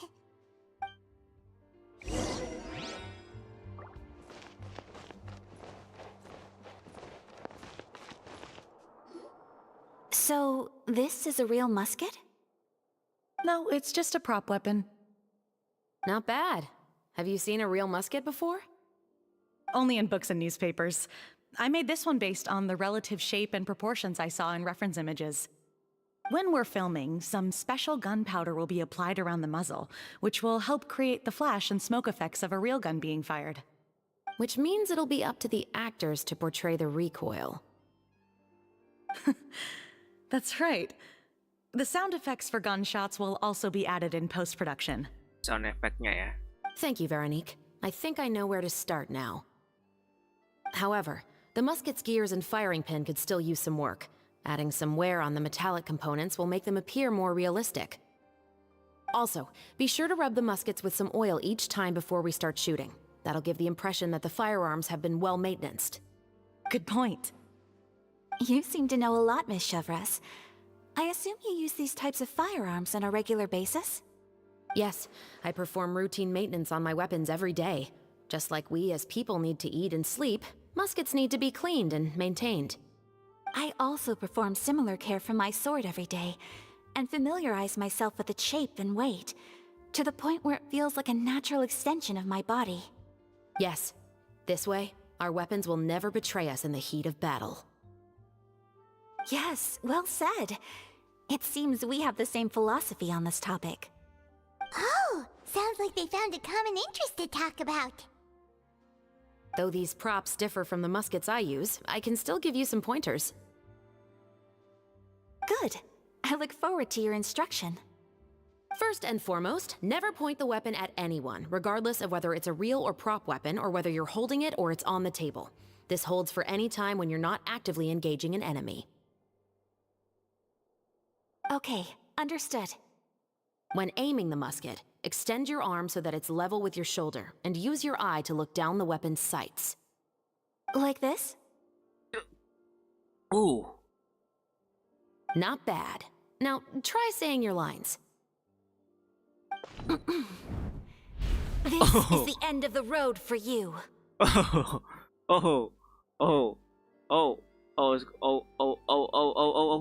Good. Now turn your body a little.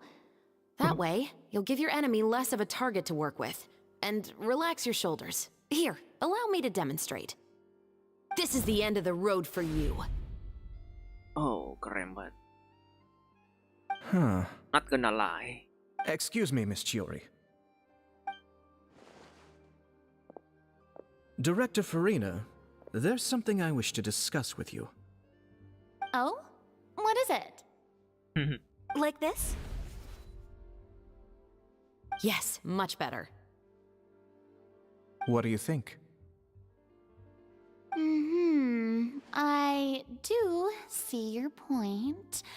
But are you sure you wish to do this? I believe it would be most fitting. Well, if you insist. All right, I understand. Miss Ayaka, Miss Chevres, could the two of you please come over here? Huh? What's going on? Are we gonna start filming now? Let's go see. What is it? I have a question for you, Miss Chevres. Would you be willing to play the role of a musketeer? What?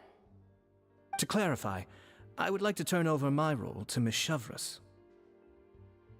But, brother... Don't worry, Ayaka.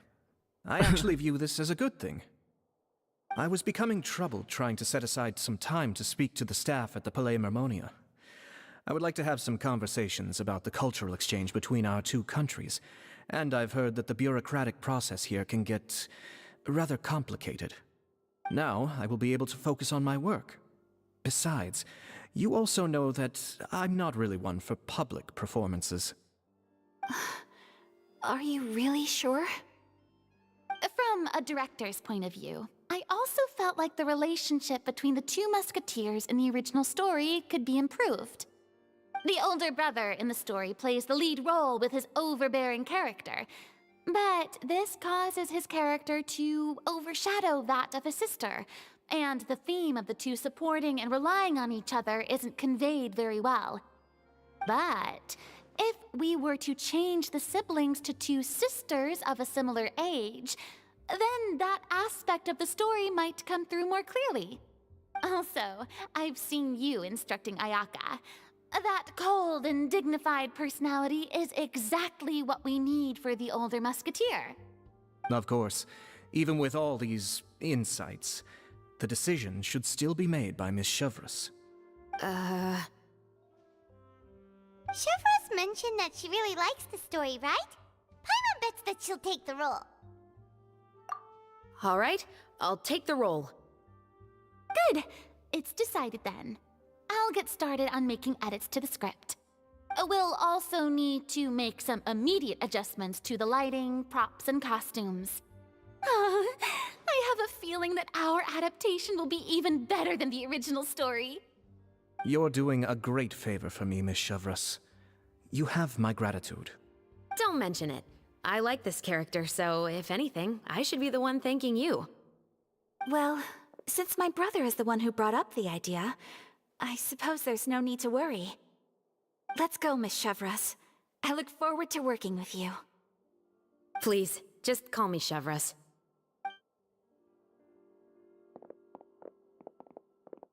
Seems like you're really going out of your way to solve the problem I was having with your makeup. Surely you jest, Chiori. I assure you that I was mostly motivated by a desire to spend more time on formal business. Oh, come on. You really think I'd buy that? According to what I've heard from Ayaka, her brother is someone who can juggle 10 different matters at the same time. I'm sure you have other reasons for backing out. Perhaps. Ayaka always said she wanted to go out and see more of the world, just like the Traveler. But I feel that she needs not only to see other nations, but also to make some different kinds of friends. I think it would be harder for her to make new connections with me constantly by her side. I would like to give her some space. Ini jadi terpampang jelas ya. Ayaka sama Ayato banyak ini ceritanya. Alright, go on. Spoil her some more. Ayato, it's too bad you're stepping down from the role. Paimon really wanted to see you act as a musketeer. No need to poke fun at me. I'd wager that you also felt that I wasn't the best candidate for the role. It's a little hard for Paimon to imagine you saying those lines. Yes, I've made an appointment to meet some people from the Palais Mermonia. Now, I will have some more time to prepare. Traveler, get the camera ready.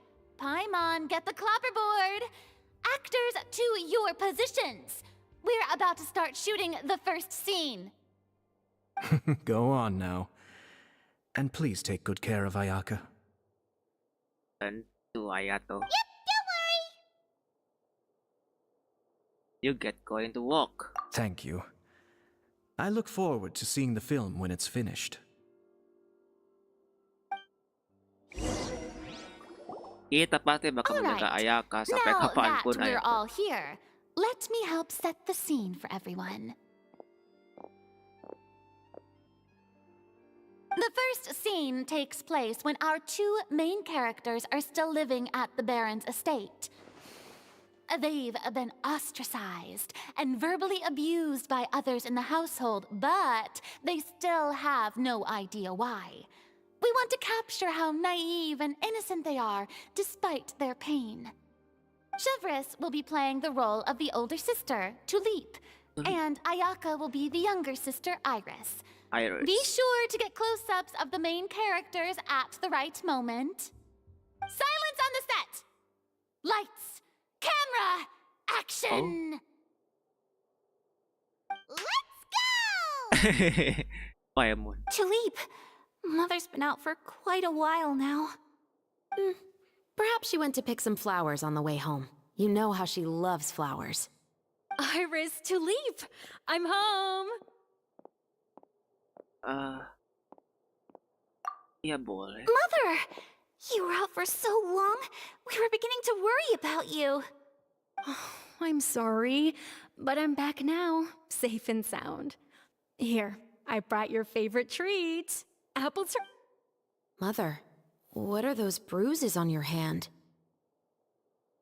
Kamera ke coba. Huh? What bruises?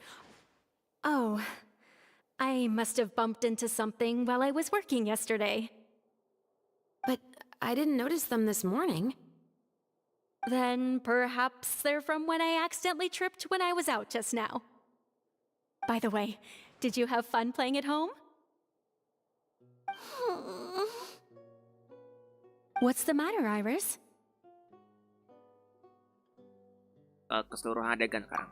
Well, we've realized that no one really wants to play with us. They even took Iris's doll and spat at us. And they even called us names. They said we were... Shh. It's all right. Don't worry. Girls, listen to me. It doesn't matter what anyone says. Don't listen to them. No one can define you with such words.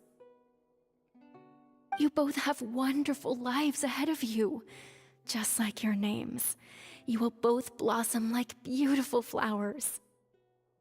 Maybe your time to blossom hasn't quite come yet, but one day, you two will bloom more beautifully than anything else. Don't let the soil you're in now ruin your future beauty. Understand? My dear daughters. And cut! Okay. Not bad. The actors' emotions were all on point. Let's keep that take. Also, if our clapper loader could avoid shouting at the start of the scene next time. Oh, got it. Great. I was a little worried that my nerves would get the better of me. What about you, Chevros? I felt fine. The lines weren't too difficult at all. Seems like Farina must have adapted the role nicely. You two were great. I couldn't tell it was your first time acting in a film. You should have more confidence. Thank you for your encouragement. Positions, everyone! We'll move on to the next scene after we try a few more camera angles. Semuanya berjalan lancar. Kita sebenarnya puas menekan detail-detailnya. This scene is when our two characters return home, only to discover their mother has been murdered. Ready? Lights! Camera! Action! Mother, we're back. Mother?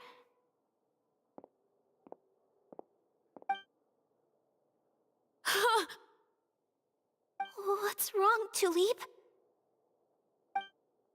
Iris, stay away! Huh? Why? What's... Mother! Mother... She's... Bener terbujur kaku ceritanya. There's poison in this cup. Huh? I could have sworn I've seen this kind of cup before. Those aristocrats. They didn't even try to cover up their actions.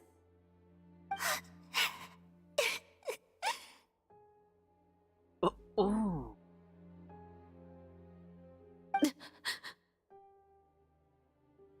Iris, we need to leave this place. Leave?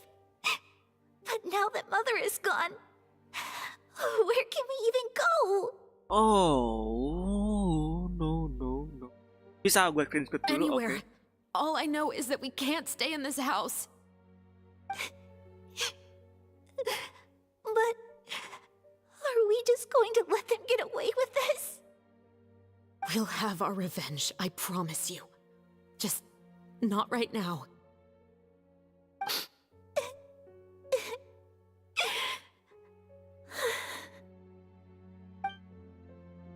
Come on, let's go. No, wait. We can't just leave Mother here like this. At least let me leave this rose with her. Rainbow Rose. That's why we went out in the first place. Oh, kata Jeffers. To buy her this flower. All right. Goodbye, Mother. We'll avenge you. Someday.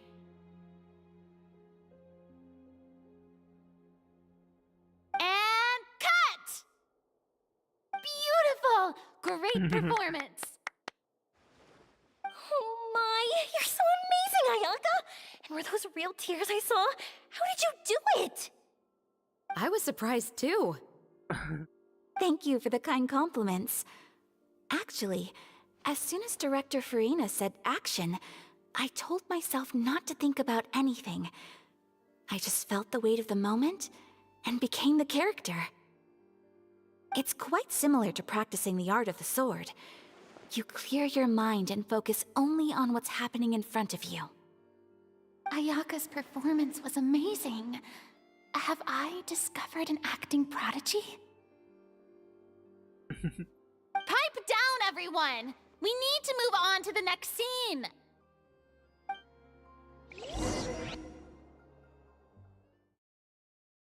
Scene selanjutnya.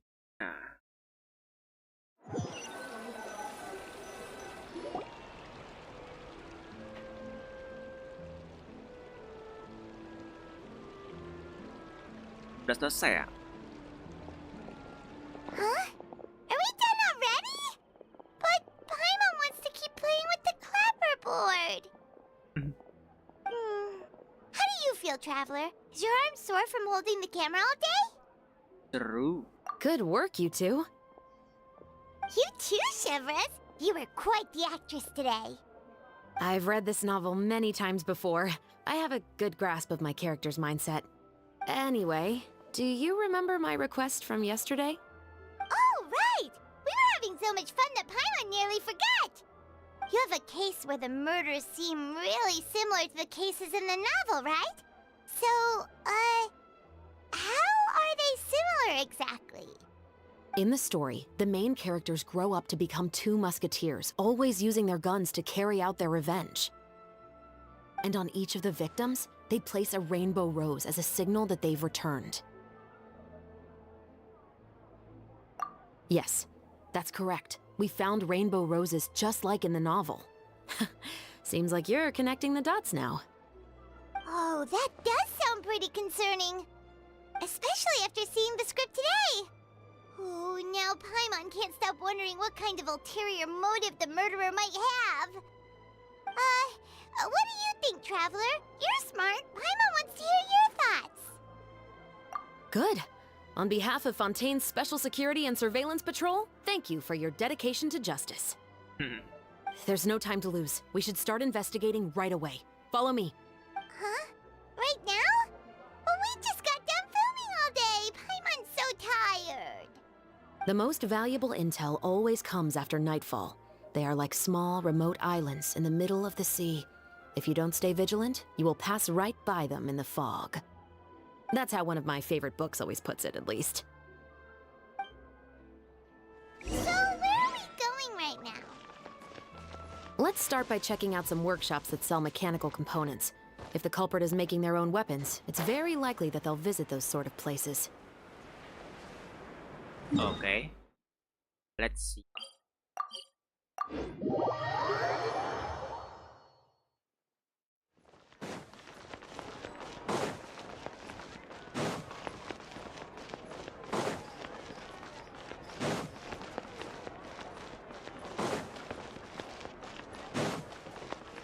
Kita ke Clockwork Prescott's. Welcome to Le Show's Clockwork Workshop. How can I help you? Hello. I'd like to know if anyone has purchased some special components lately. Special components? Sorry, could you be more specific? I mean the kind of components that aren't typically used for clockwork toys, but for firearms. Huh? For firearms? No, we don't sell those sort of things here. Don't misunderstand. I'm not here to cause any trouble. We are merely investigating a case, and we're hoping that you could cooperate. Well, to be completely honest, I'm not even sure what kind of components that would entail. Has anyone ever purchased components here as an individual rather than on behalf of an organization? We have a lot of customers who buy toys, but those who buy components are all regular customers who buy in bulk on behalf of their organization. Is that so? I understand. Thank you for your cooperation. You're welcome. It's the least I can do.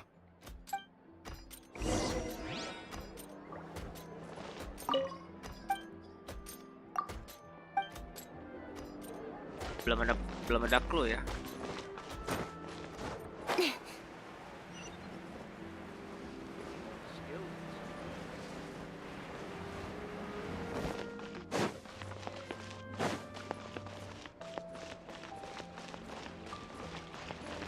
Bentar teman-teman.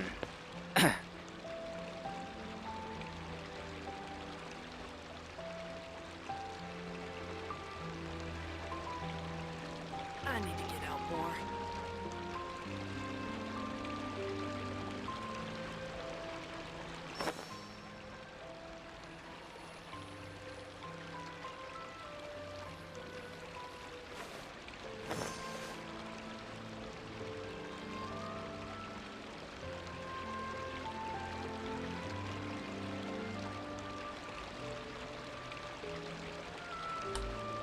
I need to get out more.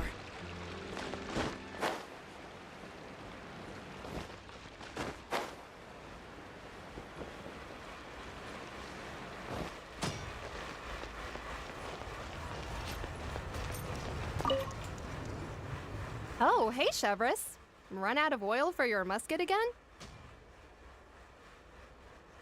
Hello, Estelle. I want to know if anyone has come to your shop recently to order some firearm components. Oh, is this another case? Let me think. I don't think so. Some people have requested that I make some prop guns for the Fontaine Film Festival, but I refused all of those requests.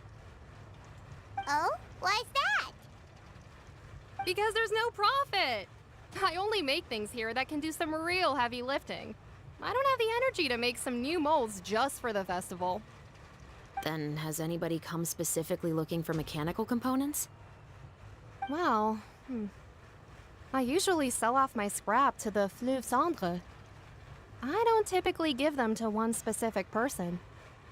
I understand. Thanks for your cooperation. Don't mention it. Always happy to have the Musketeers' patronage. Seems like we haven't found any leads to go off yet. Yeah, unfortunately. All right, let's head to Fleuve Cendre next. Huh? Are you sure? People might not be so thrilled to see the captain of the Special Patrol there. You think so, huh? Then I guess you don't know. Huh? Know what? That I grew up in Fleuve Cendre. Fleuve Cendre. Fleuve Cendre. Yang mana ya, lupa gue. Oh, di bawah sini.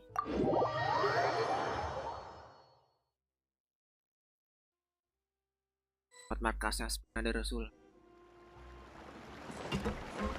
Ada dua kalau nggak salah, yang di sini sama yang di Poison. Oke.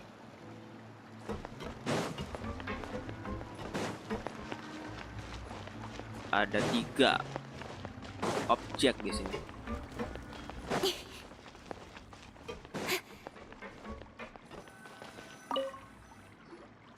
What's all this?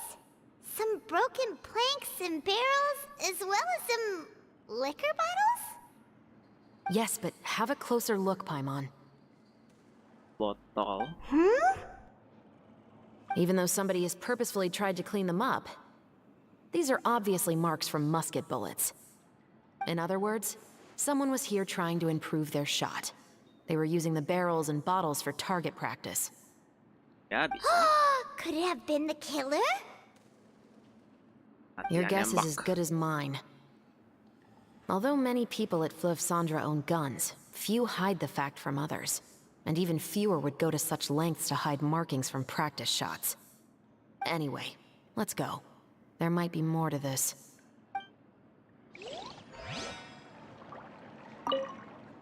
Tong dan botol minuman keras yang sudah pecah.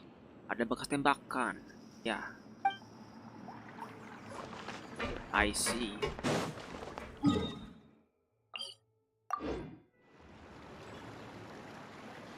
Ke atas sekarang.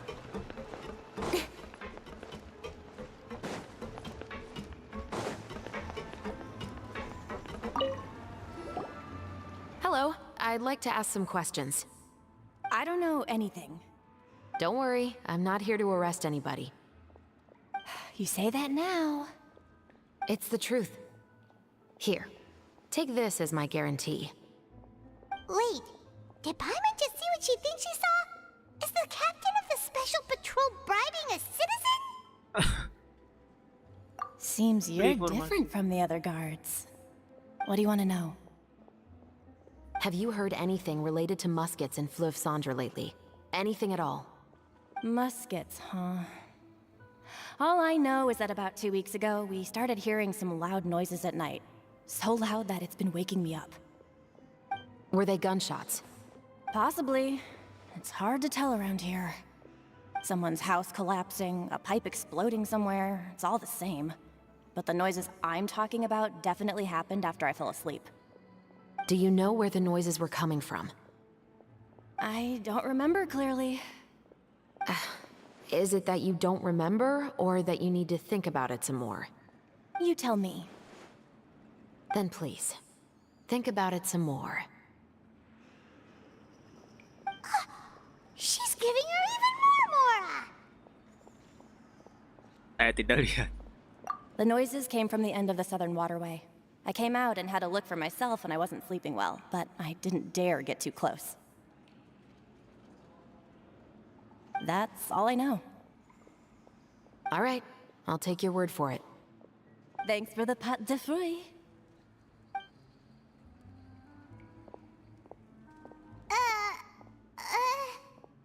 No need to be surprised. I grew up here, remember? I know how to get people around here to talk.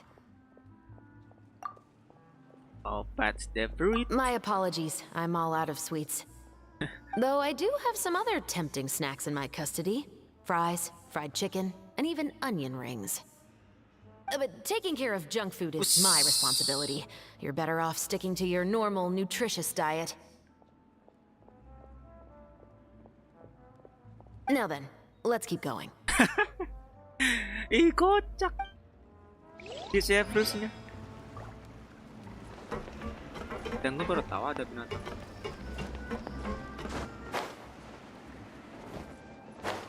Guess I'm finally on the right path. Halo, Tuan. It's been a while, Tetro. Please, just get on with your request. I want to know if you've heard anybody talking about muskets lately.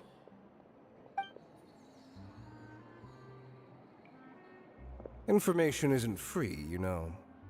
I've heard that bandits have been extremely active in the countryside recently, and they've been affecting the delivery of goods to Poisson.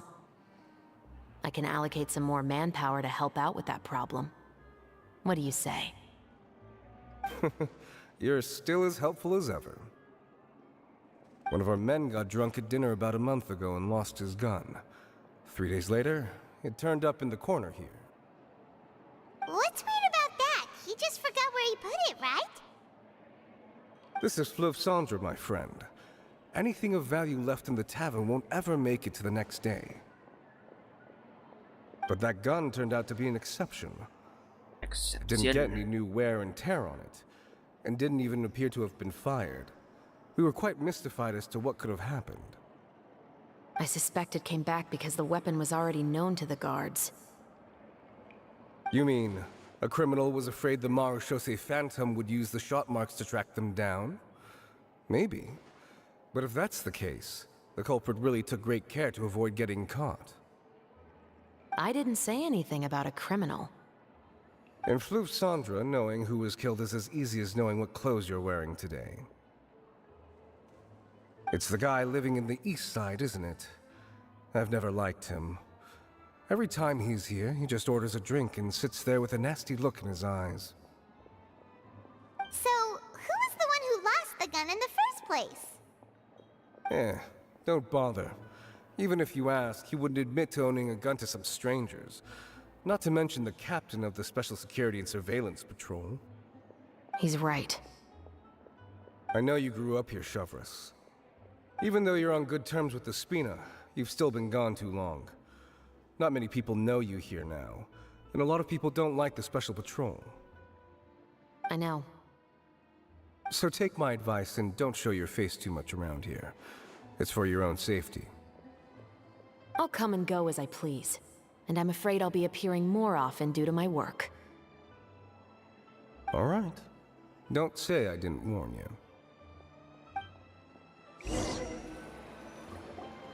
Seems like that's all we'll be able to uncover for today. Paimon feels like we managed to learn a lot more here than up on the surface. Yes. Assuming that everything we found is indeed connected to our suspect, then their timeline was probably something like this. A month ago, our suspect found a gun and took it home to disassemble it. Once he'd figured out its mechanics, he brought it back. In the following weeks, he used some parts to create his own makeshift musket, and took it to the Fleuve Cendra for target practice. Then, a few days ago, he found his target and carried out the murder. Once the deed was done, he left a rainbow rose on the body, just like the scene in the novel. That all makes sense to Paimon, but we're still no closer to figuring out the killer's identity! The deceased was a resident of Fleuve Cendra. It's said that he was a poor, solitary man. Yeah, that's also something I'm trying to figure out. If we are indeed following the novel, and there's a story behind the murder, then this murder should be an act of vengeance. But according to our investigation, the deceased didn't have any enemies. He was no saint, but no one's heard of a rival who hated him enough to shoot him dead, much less care to leave a rose on his body. What message is the killer trying to convey, and to whom exactly? Pelakunya menulis novel. We've thoroughly investigated that possibility. Possibility. He claims to have spent the whole day at the Opera House on the day of the murder, and the staff there have confirmed his account. Okay, so he has an alibi. Not only that, he lacks a credible motive as well. He has a family of his own, and both of his parents are still alive.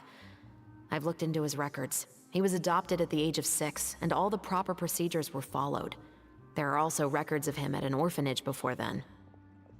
In the story, the mother of the 2 musketeers was murdered after the children turned 10. Of course, he could have changed the children's ages, but I don't want to assume anything without evidence. More importantly, I've also had a chat with him in person. He didn't seem like the kind of person who would pull the trigger to kill a man.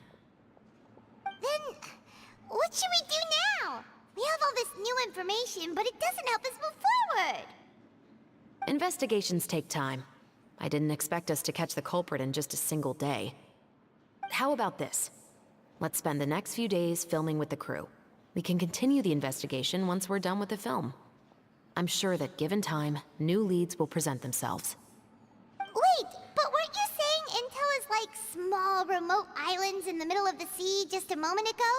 Wouldn't you just miss them if you were to stop looking? Ah, but the book had more than one reference to the islands, Paimon. Oh? What else did it say then? As long as you spend enough time sailing through the fog, you'll eventually come across an island.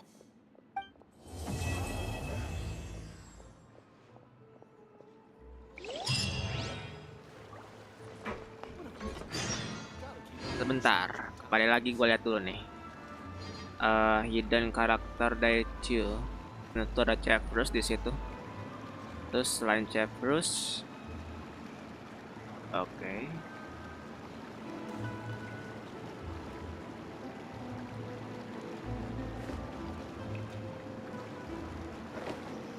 Am I imagining things, or is all this standing making me dizzy? Oke, ada Purina.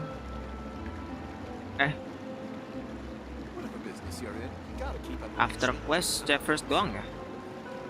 Oh. Come on, enough procrastinating. Let's go. A day 2. Bener kah cuma chapters doang?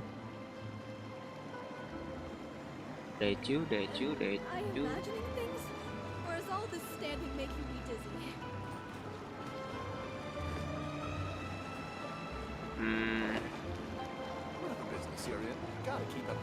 Ya, cuma chapters dong.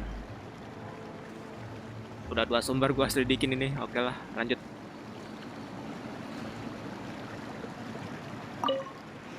What? Never thought that the captain of the security and surveillance patrol could come from the Fleuve Sandra? Fleuve Sandra? Pastinya nggak mudah lah ya. You mean rising through the ranks? It was a struggle, for sure. But as long as you can distinguish yourself through your accomplishments and skills, you'll eventually be recognized for your worth. If you look at it another way, my life at Fleuve Sandra has actually taught me a lot of valuable skills. Skills like how to barter with criminals or how to think in their shoes. Of course, I'd appreciate it if you could keep this a secret between us. Iya, jadi dua beli informasi. Gua jadi kayak ingat di Star Wars. Tapi emang kayak movie-movie gitu lah ya. Informasi juga bisa dibeli, men.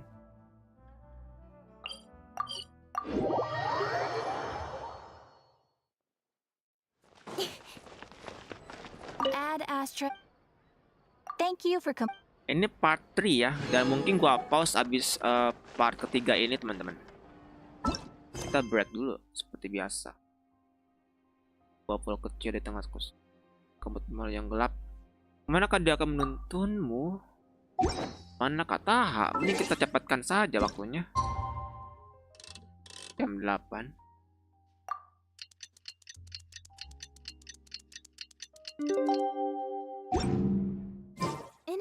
It's filming time again! Our schedule is jam-packed for the next couple of days, too. We've got so many different locations and sets to cover. Anyway, let's head out and meet up with the others. Exactly. But none of them believed me. I'll think about it.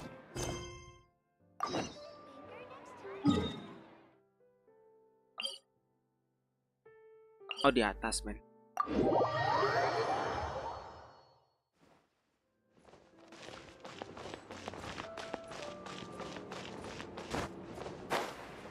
Karakter yang di Fontaine berarti cuman di Purinama Myfriend dong ya yang baru muncul.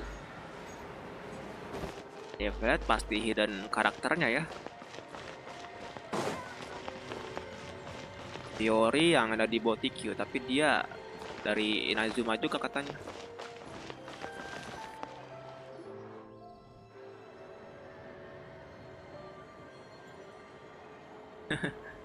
Tingginya sama semua.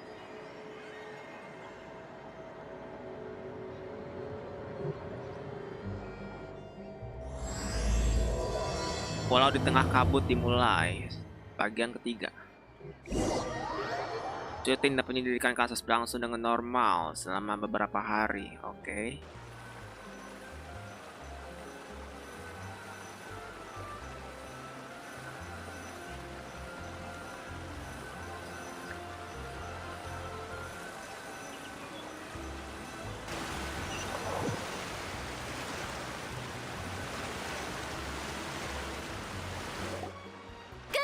Everyone, we're looking to wrap with our 2 main ladies today. I can already smell our success. Propertinya udah disiapkan di sini. What do you mean, looking to wrap? Oh, aren't you the expert now? This upcoming scene is the 2 musketeers' final confrontation with the Baron. There will be quite a bit of action, but no choreography beyond what we've already rehearsed. Anyway, get ready. Lights, camera, action! The view is beautiful tonight. It reminds me of that fateful night 10 years ago. Oke, bangsawan. And now that I've said it, I can even make out the faint fragrance of herbal tea in the air. Enough, villain! It's time that you pay for the death of our mother! My dear Iris, have you forgotten your manners? How can you speak like this to your own father? I'd sooner swallow all of my teeth than call you father. What did I expect? Seems the daughters have turned out to be just as obstinate as their foolish mother. In this world, mora and status is everything. She thought she could blackmail me using her children and force me to grant her recognition and concessions? Ah, how naive can a woman be? Mother never asked a single thing of you. All she wished was for us to live a peaceful life, just like the others. It was you who personally brewed the poison of prejudice and sent Mother to her death. Compared to that deadly poison, the 2 bullets that will soon pierce through your heart will be like sweet mercy. And that's exactly why I said you're just as naive as her. Did you really think 2 muskets would be enough to defeat me? So let's see. What is stronger, mora and power, or the 2 muskets in your hands?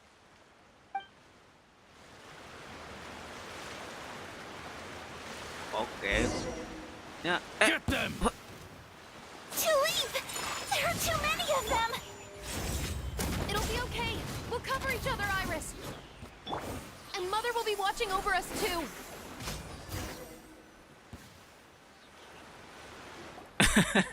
Tak kirain ada animasinya gitu, Jir. Ternyata kita harus berantem dengan tangan kita sendiri. To think I'd lose to my own 2 kids. We are no children of yours, and we'll never call that place our home. Then tell me, what did you do all this for? You lost your mother, and will soon kill your father as well. What will you gain in the end, other than sentences for your crimes? We will gain our long-awaited justice. Duar. Ditembak ceritanya. It's over. Finally, it's over.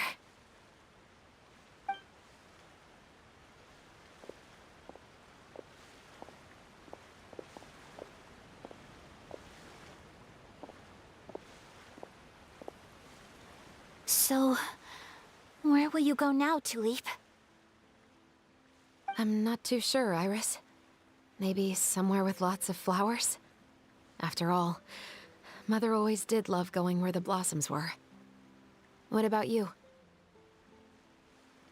I want to go visit Mother's grave. Yeah, that's not a bad idea. Huh? Tulip, look! What is it? It's Mother's favorite. The rainbow rose. Look, it's blooming again.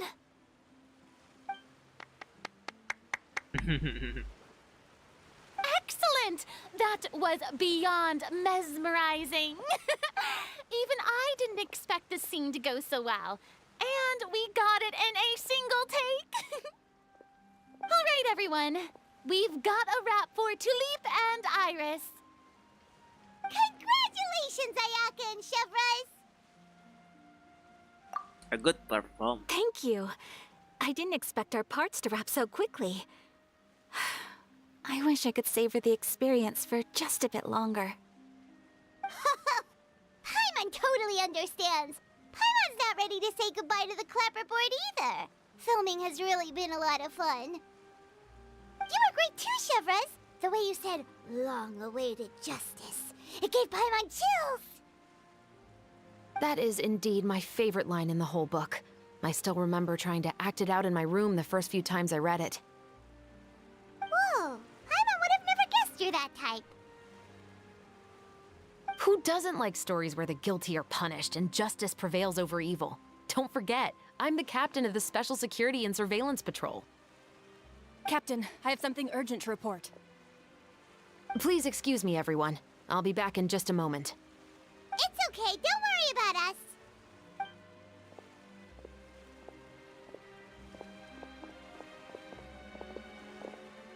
Oh? Was she whisked away by work already? I was just about to tell her how great she did. It seemed like some urgent official business. Then perhaps we should thank the stars that we were able to wrap both of your parts so quickly today. Switching around the filming schedule would have been a real pain. Anyway, I actually came over to let everyone know that we're all done for today. You can go home and get some rest. And one last thing, Miss Ayaka. Your acting skills today were immaculate as always. Are you sure you won't consider taking up full-time acting? See, I just happen to know this great troupe that's still looking for a lead actress. Thank you for your kind words, Director Farina. Unfortunately, there are still many matters that I have to take care of back home at the Yashiro Commission. I cannot remain in Fontaine to pursue an acting career. Nevertheless, I will make sure to treasure this incredible opportunity in my heart. Oh, that's a shame, but I understand. Just let me know if you ever change your mind. I believe it's also about time for me to take my leave. But hopefully I'll see you on set over the next few days. Even though my part's wrapped, I'd still like to swing by and help out the crew. See you tomorrow, Traveler and Paimon. Yep, see you tomorrow! Well, what should we do next? Maybe we'll go investigate the case some more with Chevres today. Traveler, Paimon, please come with me. Huh? Where are we going? You could say that our ship has finally chanced upon one of those small, remote islands of intel. Pulau kecil.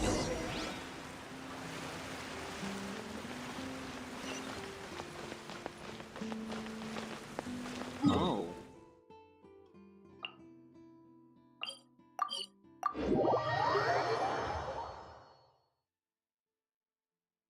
Jauh juga.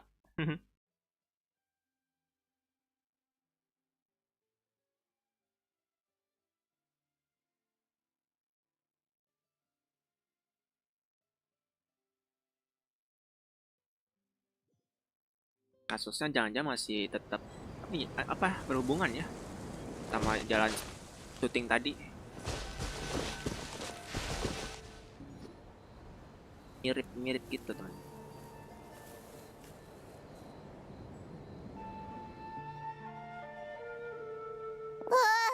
Paimon's exhausted. Paimon definitely didn't expect having to float this far after a full day of filming. So, Chevres, why did you take us here? Any new clue? Affirmative. It wasn't anything conclusive, but it should show us a clear way forward. Have you ever heard of someone by the name of Emily? Oh, you mean that famous perfumer? She's a good friend of mine. She's lent me her aid several times in the past to resolve some difficult cases. After I discovered the rainbow rose at the scene of the murder, I sent it to her. After all, she's probably the foremost expert on flowers and scents in all of Fontaine. And then? There was nothing remarkable about the flower or the trace amounts of soil left on it. But according to Emily, the rainbow rose left by the killer was derived from a very rare cultivar. Huh. Paimon didn't know that there were different varieties of rainbow rose. Paimon just thought they grew everywhere in the wild. Flowers that are deliberately cultivated will always show some different features from those that bloom in the wild. We already knew that the rose left at the scene belonged to a special cultivar, but with Emily's expertise, we were able to pinpoint the place where it was first picked from. Oh, Paimon gets it now. So whoever first planted that rainbow rose was probably the killer. Precisely. And after we checked what we learned against some sales records from the past, we discovered that there's only one person in all of Fontaine who could grow and sell this specific cultivar. It's the novelist. But didn't you say he had an alibi? To be clear, I haven't changed my mind about him. I still don't think he was the one who pulled the trigger. However, that doesn't mean the true culprit never visited him at his home or never purchased a rainbow rose from his garden. Whatever the case, we will have to confirm a number of things with him. Oh. So you mean the next place we need to go is... Yes, we're going to pay him a visit at his home. Best novel 2 Musketeer.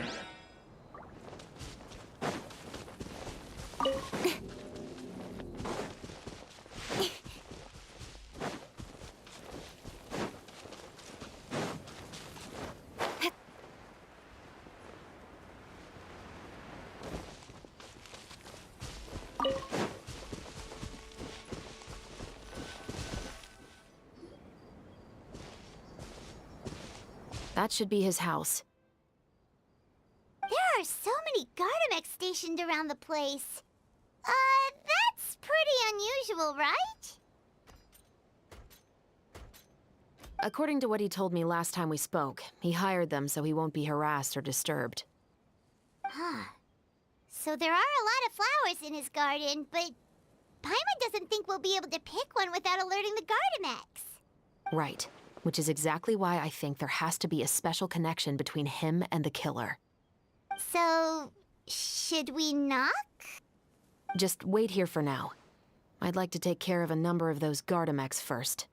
But they're so far away. How are you planning to do that? Don't forget, Paimon. I'm actually the real-life captain of the Musketeers.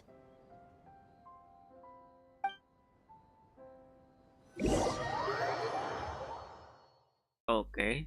Dia kayaknya bakal mau nembak gitu. Ada damage-nya.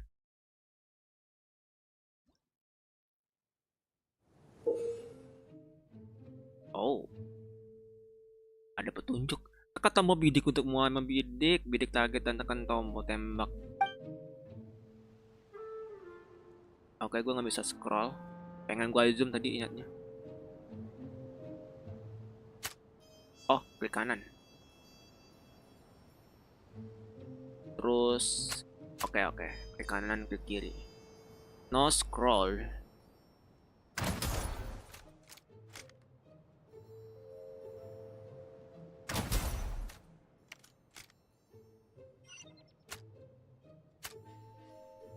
Gua bisa headshot nggak sih?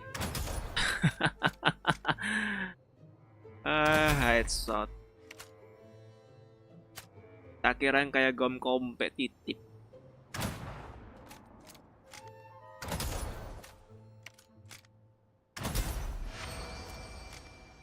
Harus tembak 2 kali. Oke, siap. Harus tembak 2 kali si gunbet-nya. All clear. Let's go. Wait! Paimon's a little nervous now that we know he could be the killer. Can we go over our plan of action again? I'll go knock on the door and make sure it's safe inside. Once we're sure that we're in the clear, I'll ask him to come with us for a quick round of questioning at the guard's headquarters. But can't we just arrest him? We still have no evidence that he's the killer, or that he lent the killer any direct aid. Still, it would be appreciated if you could pick a rainbow rose from his garden for me while I'm talking to him. It'll help the Marashose Phantom confirm Emily's theory. Sure, no problem. Just be careful, Chevros. Be careful, Chevros. Yeah.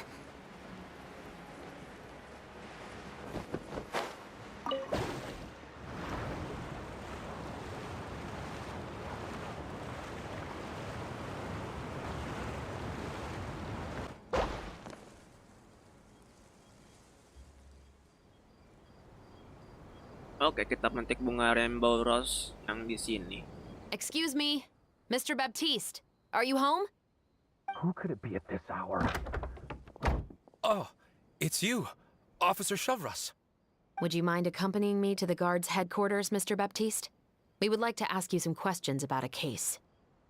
Oh, is it still regarding the murder case from before? I cannot confirm or deny that at this time. So it is then. Listen, I need you to come with me, Mr. Baptiste. Miss Chavras, I'll save you the trouble. Oh, and you two over there? There's no need for you to pick my flowers either.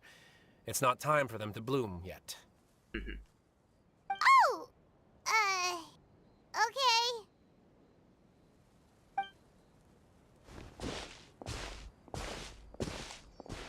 By saving me the trouble, you mean... I will confess. I was the killer. Huh? He just admitted he's guilty! Please relax, everyone. I'm not armed. The musket you're looking for has been buried in my backyard. Then it's my responsibility to inform you, Mr. Baptiste, that everything you say right now will be used as evidence for the inevitable trial. Yes, I am perfectly aware of that. I must say, I hate this feeling. Oh? Is it because I confessed? Or because you've been proven wrong? Both, I suppose. For the same reason as the one I wrote out in my novel, of course. I did it to exact revenge. I know you haven't figured out the link between the two of us. Had you done so, I'd have been taken away to the headquarters a long time ago. But that won't stop me from always remembering his grotesque face. After all, he was the one who killed my mother. Your mother is still healthy and well. You know, I was adopted as a child. I was referring to my birth mother. That was never recorded in the orphanage's records. Please forgive a 6-year-old child for concocting some lies to protect himself after watching his mother die right in front of him.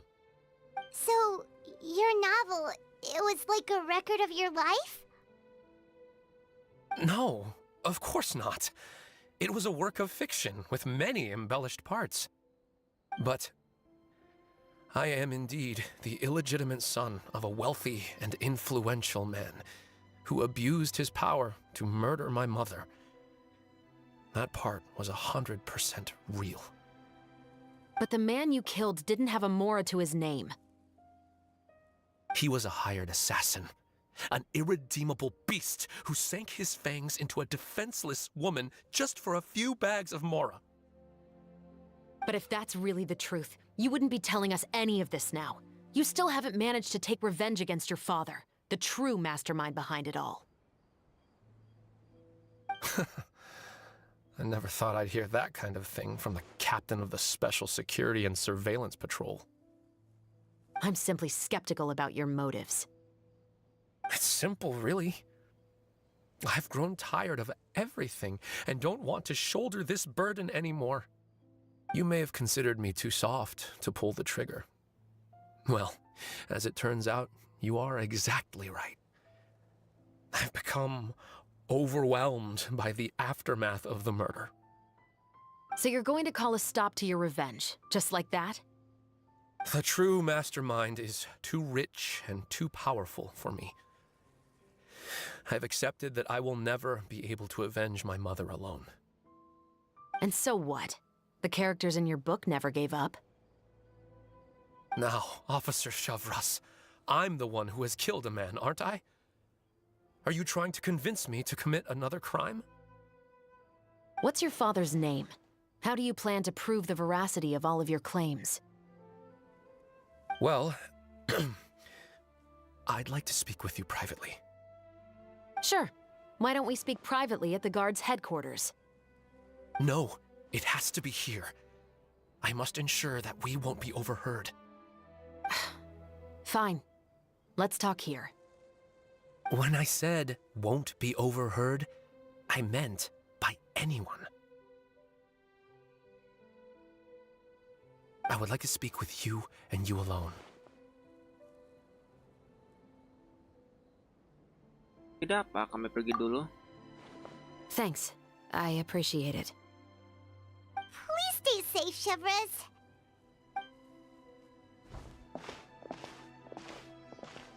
All right. Let's hear it. Will you really believe what I'm about to say? Well, That depends on what you're going to tell me. Fair enough. Fair enough. Then listen closely.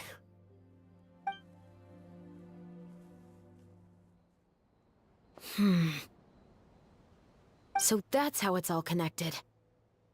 So, it seems you believe me after all.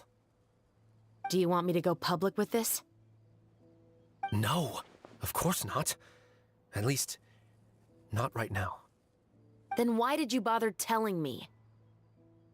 You've read my work. What do you think?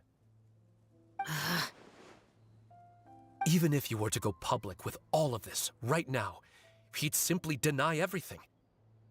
Deny everything? It's been too long. Almost 20 years.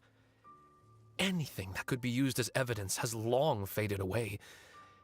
Even if there might have been a solitary island of truth once upon a time, it has long sunk beneath the waves by now. Justice will never find him. Not if you don't try.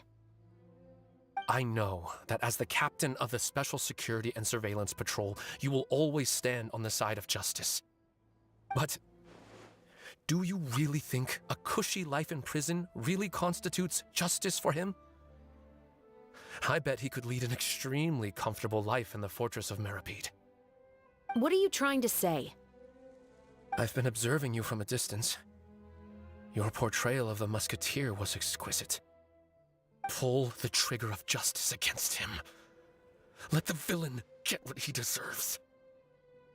You want me to let you go so you may complete your revenge? No, Officer Chavras. I know that would be impossible. No. What I'd like is for you to perform the deed on my behalf.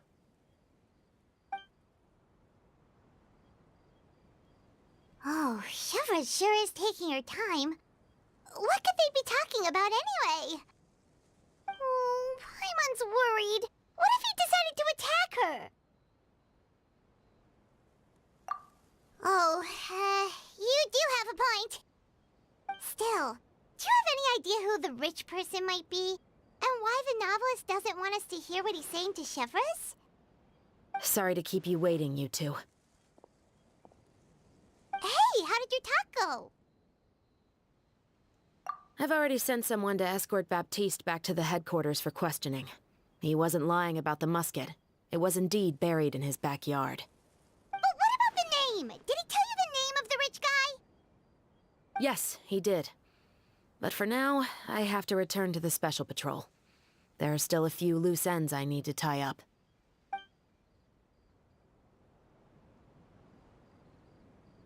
I'll probably be quite busy over the next few days, so apologies if you don't see me on set.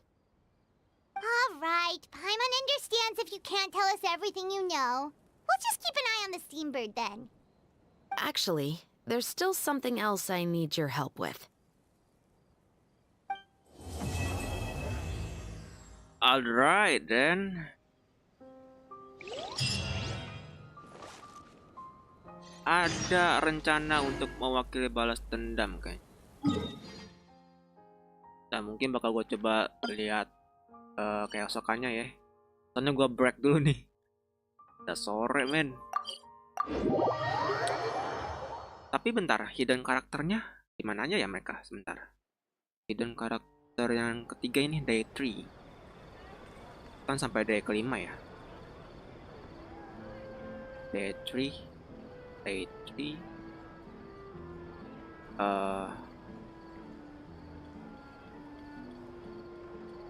Kan day 1. Alasan ada day 3 juga nih. Day 3, day 3, day 3. I'll think about it. Nggak ada loh day 3-nya.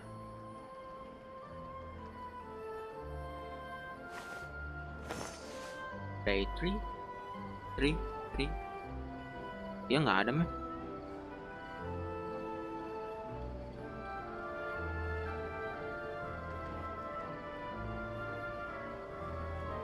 There'll be an extra fee for that.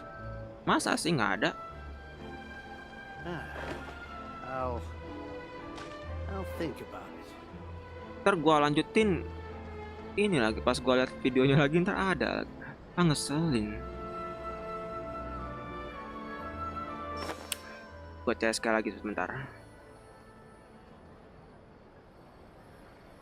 There'll be an extra fee for that.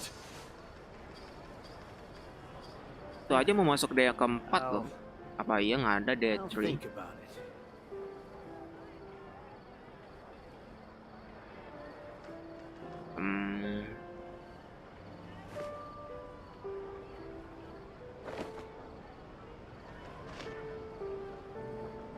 There'll be an extra fee for that. Aduh, beneran nggak ada dong. Oh. Come on, enough procrastinating. Let's go. Hidden karakter hari ketiga itu loh teman-teman. Beneran nggak ada kah? All hidden karakter.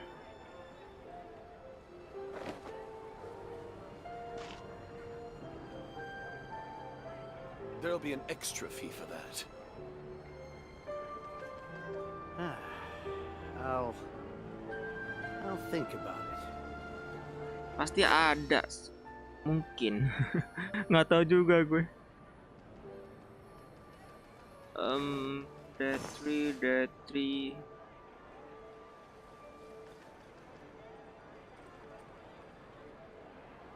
There'll be an extra fee for that. Nggak ada kah?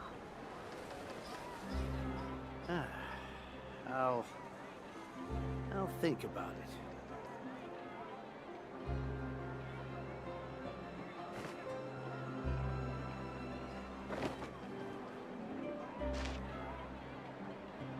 Wah iya dong.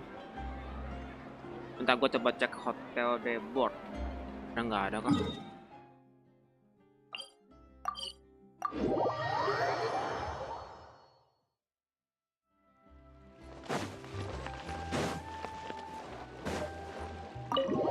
Coba gua kalian tahu ini nggak sih hidden karakter day 3? Kalau nggak ada, it's okay.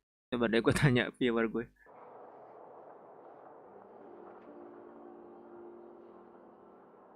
Karakter day 3.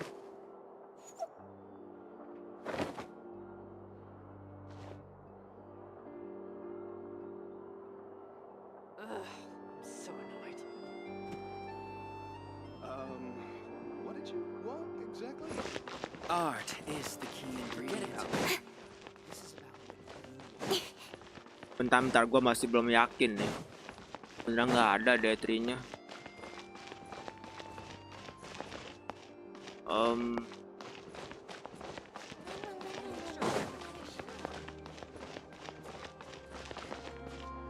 Bentar. Anjir lah, kok jadi nyari-nyari dulu dong. Soalnya emang kagak nemu, gue belum nemu ini.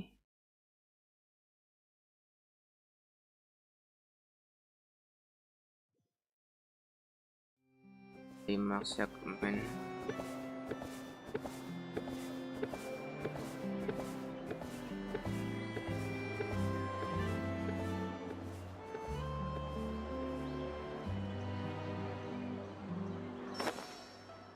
Panel day emang pasti ada. Ini yang day 3-nya nggak ada ya?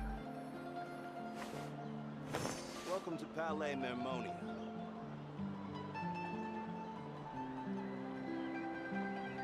Event part 3.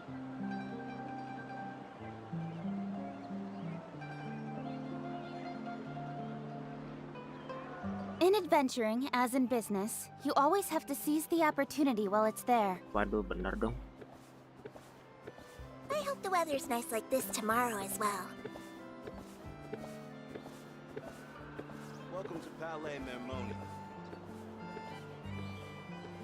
Gak ada.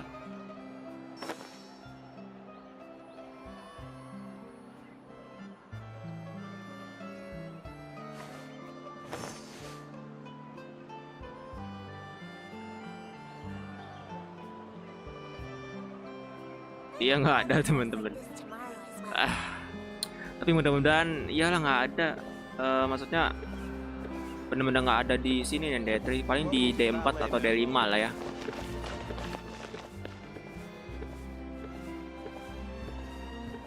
Gue ngeri nyesel doang kalau gue langsung lanjut ke day keempat ini questnya.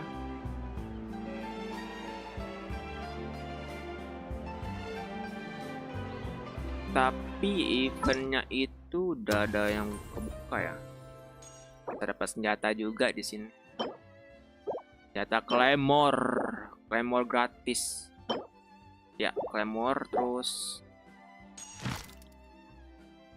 questnya pelan-pelan kita selesaikan nih. Nah, nggak 2 part lagi. Yang day keempat sama day kelima, ntar gua selesaikan besok kali ya. Gua break dulu teman-teman, pinggang gua pegel. Gua butuh break dulu sebentar. Insya Allah tengah malam gua coba sambungkan lagi. Tapi mungkin not this game ya, bukan game Genshin Impact dulu. Mungkin Genshin Impact besok gua lanjutin lagi. Dan ya cukup segitu dulu aja untuk video kali ini teman-teman. Makasih buat kalian semua yang udah subscribe, like, komentar, dan share. Dan kita ketemu lagi di video berikutnya. Kita tunggu, kita lihat nanti quest lanjutannya seperti apa ya, D4 sama D5 ini. FiziMeds pamit dulu, bye bye, see you next time.